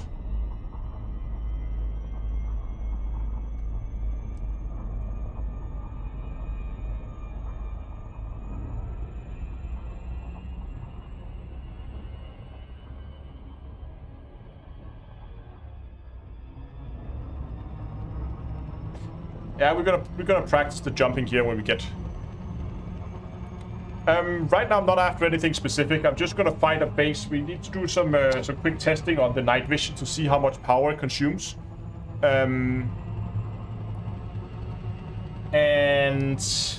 then I also want to test out the new extra jump.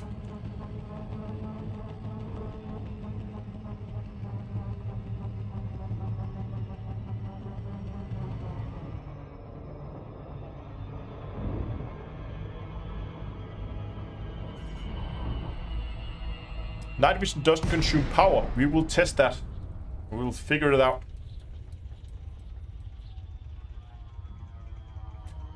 Have I tried playing at 1440p? Yes, I have.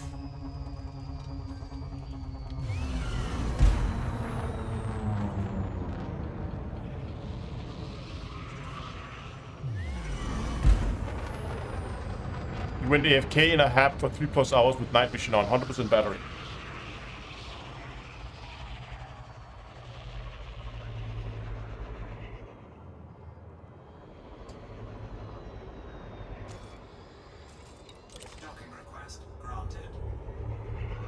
Let's go and find out.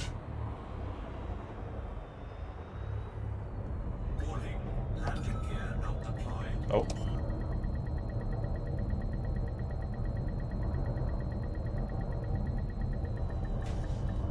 Landing gear deployed. Docking successful. Engines disengaged.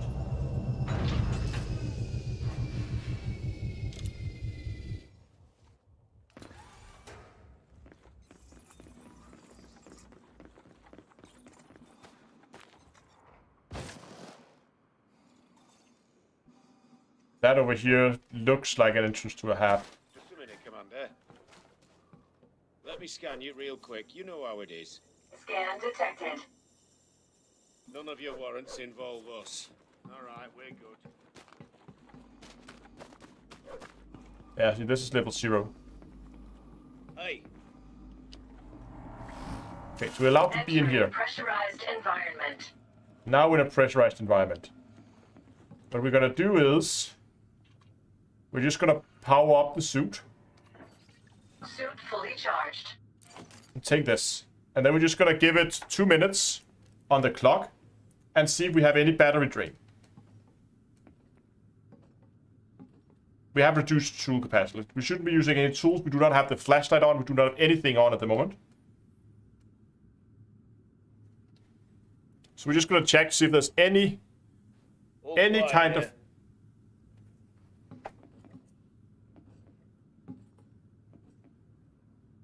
Oh, okay. Any kind of power draw here. There shouldn't be any power draw.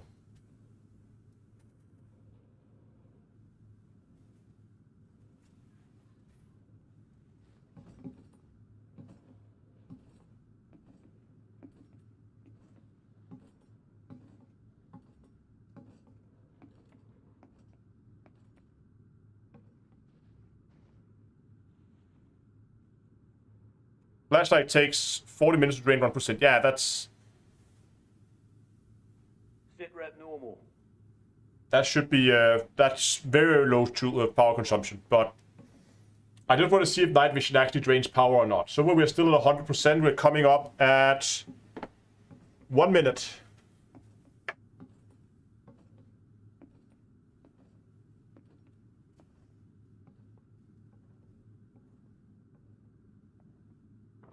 No, night vision is not on, Dongle. We just want to confirm that we are not consuming power right now.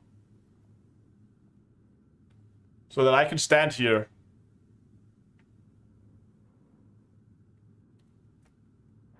for at least 2 minutes and not have any power drain.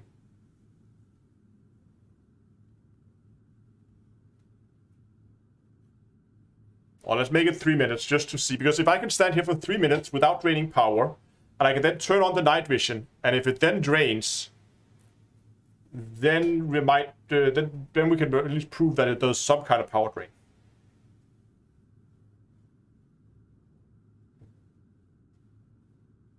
Yeah, we won't move an inch. We're just going to stay exactly where we are.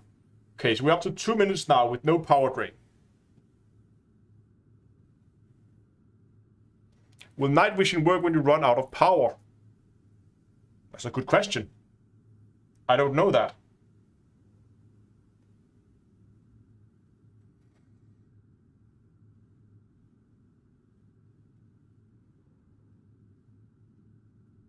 Coming up to 2.5 minutes now. So about 30 seconds and we can turn on night vision. But it definitely looks like we have...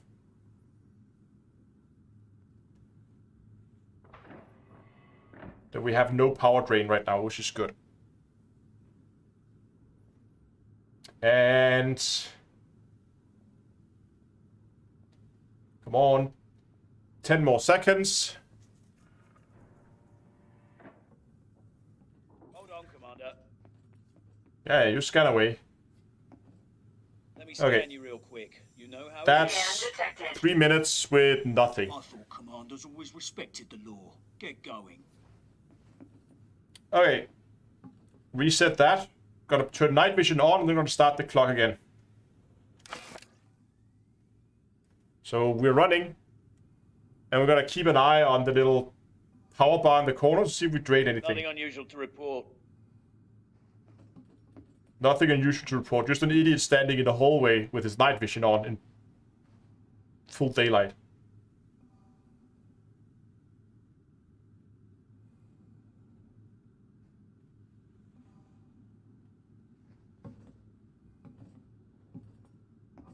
Up to 30 seconds.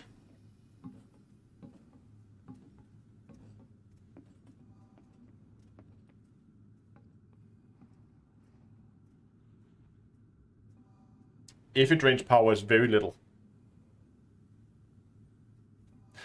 That is true, Dongle. So while we're listening to the guards being rude, do remember that, of course, the light goal for today's stream has already been reached, and that means you get a 10% discount on the merch store, where you can get yourself t-shirt, hoodies, mugs, all that good stuff, caps, beanies also. You can find it at d2astore.com, and if you use the code Maverick up, you get 10% off on any order.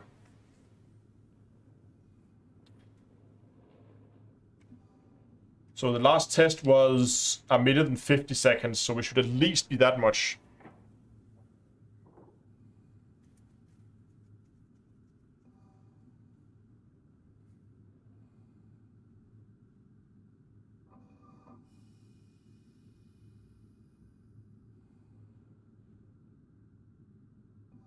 And we're coming up on 1 minute and 50 seconds there. That's 1 minute and 50.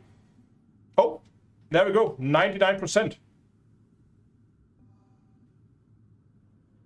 Did you see that? Pretty much spot on. So, it seems if we... Now, we saw we could stand here in 3 minutes without it consuming power. We don't know if it just is the suit consuming power every 5 minutes for just passive power consumption every 5 minutes. So what we have to do now is we need to wait and see when we lose the next one. And the next one should be at 3 minutes and 40 seconds. Right?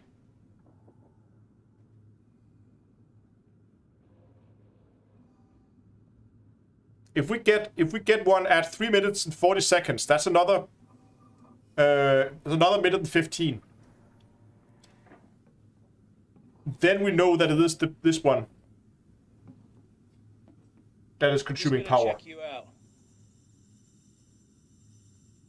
I thought commanders always respected the law. Get going. We're up at 3 minutes and 10 seconds.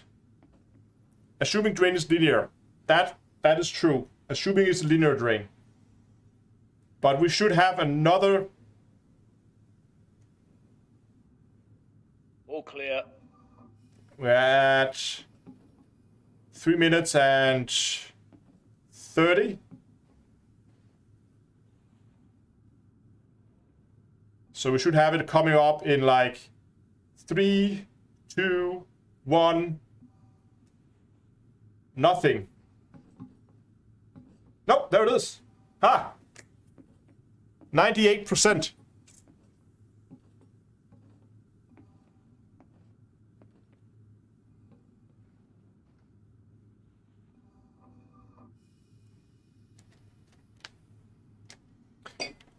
So what have we learned?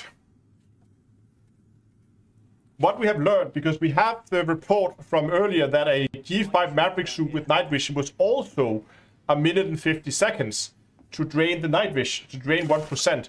And that was without the tool capacity thing. So that means night vision does drain battery, and it drains at about 1% per minute and 50 seconds. And it is not affected by tool capacity. There we go.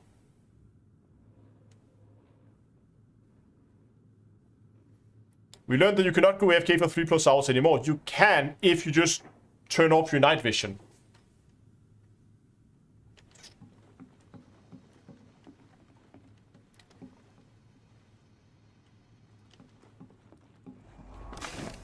Leaving pressurized environment. Now, the other thing, we're on a 0.04G planet, so I kind of want to see what kind of jump we get out of this. It's a nice big building. Some stuff there.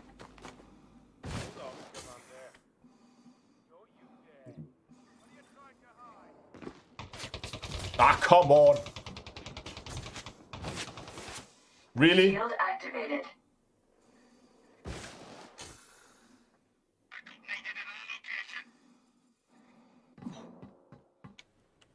Stupid NPCs.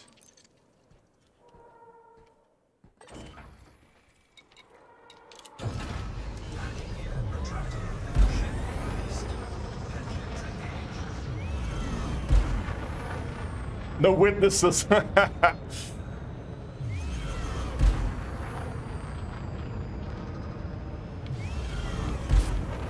We learned the 8-hour. No, if you have night vision off, you can go AFK, it seems.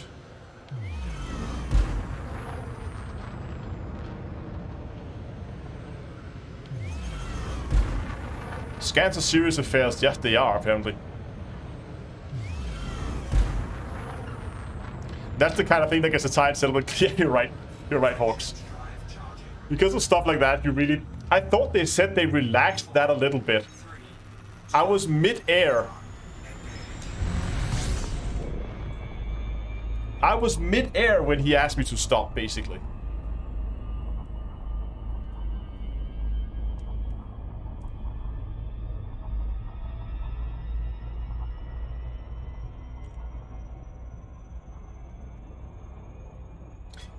Oh well.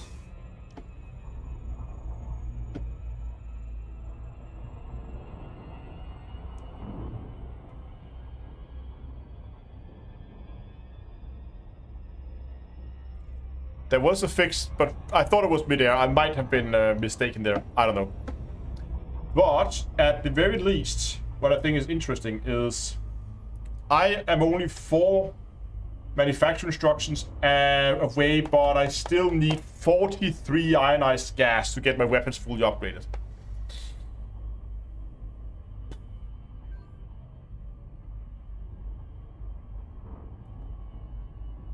So when is the murder coming? We had a murder spree earlier. Not even there was a base and we murdered everybody and it was fun. We have done our murders. That is a lot of gas. But I have a good farming spot for it, so I'm just gonna go and... Ariel's mine, is that in... hold on.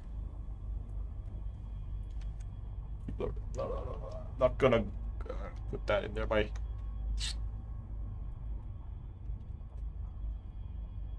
Is that also in... what system? Yeah. Yabula, I always have...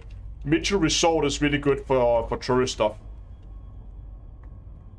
It seems Ichabula is just like the place to go for materials these days.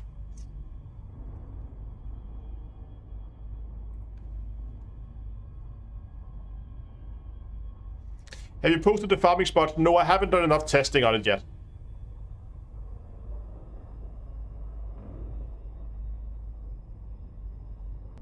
Yeah, you need an anarchy system for farming, but yeah, it's a really good spot. I was using Mitchell Resort for getting my smear campaigns, which was beautiful. 8 spots, 8 data ports, and I draw myself a little. See, I made myself a little map of the settlement, and then I made little crosses, so I told myself where all the data ports was, so I could just have this little map in front of me. I could just run around with all the data ports, and you could get those really quickly.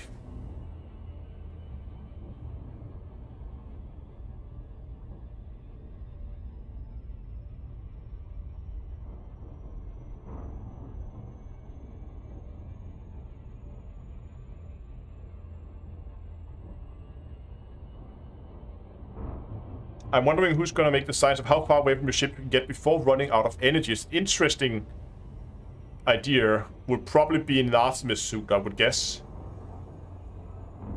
Built specifically for that. Like a marathon build could be fun. So see how far you can get.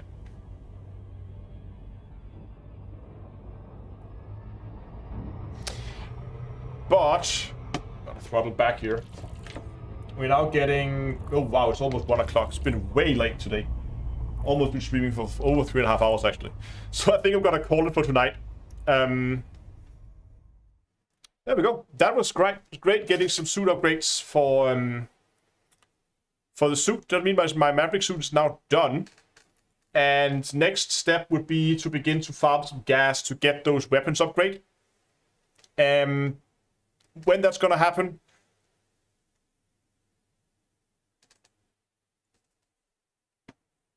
Sugar Command. I'm gonna put that in my notes as well. Check that out.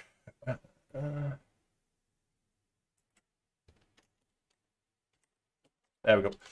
But that's gonna be in a future live stream where I figure out exactly what we're gonna do with the weapon upgrades, and we're gonna discuss that at some other point. What was the time on 1% of night vision use? 1 minute and 50 seconds. But in the chat, you will now see a whole host of links. First of all, you of course see links for the Commander's Toolbox. If you want all your Elite Dangerous tools collected in one nice place, you can find a lot of them there. Useful stuff. Also, you can find all the social channels if you are interested in following me on the various social media. You can find links for Streamlabs if you want to do one-time donations, as well as Patreon if you want to support the channel on a recurring basis. All income through donations and Patreon, of course, goes directly to stuff that helps me make more better looking and sounding videos for you guys. And you will also find that Patrons, of course, also get a discount at the merch store. Always. They get 10% at all times. And you can find the merch store at d2astore.com. Remember, we still have a discount code, Maverick up. It's going to be running for like 10-15 minutes after the live stream. Then I'm going to take it down. So if you want to check out the merch store and get yourself some merchandise on the cheap, now is your chance. Finally, I hope you'll come by Discord. You can find that at discord.d2a.com. Awesome community over there. We're going to have an after party here after the stream. We're going to hang out on in the voice chat and just have a casual chat and talk about whatever we want. I promised Dongle a few days ago that I will show him the glaive over on Star Citizen, so I might actually go over there and turn on the live stream to take that out for a spin, which should be fun. But anyway, hope I'll see you over on Discord, and that's gonna be it for this week. This week. I'm not gonna be streaming more this week. I have a busy weekend. But thanks a lot for watching, and also next time, I'll see you guys in space.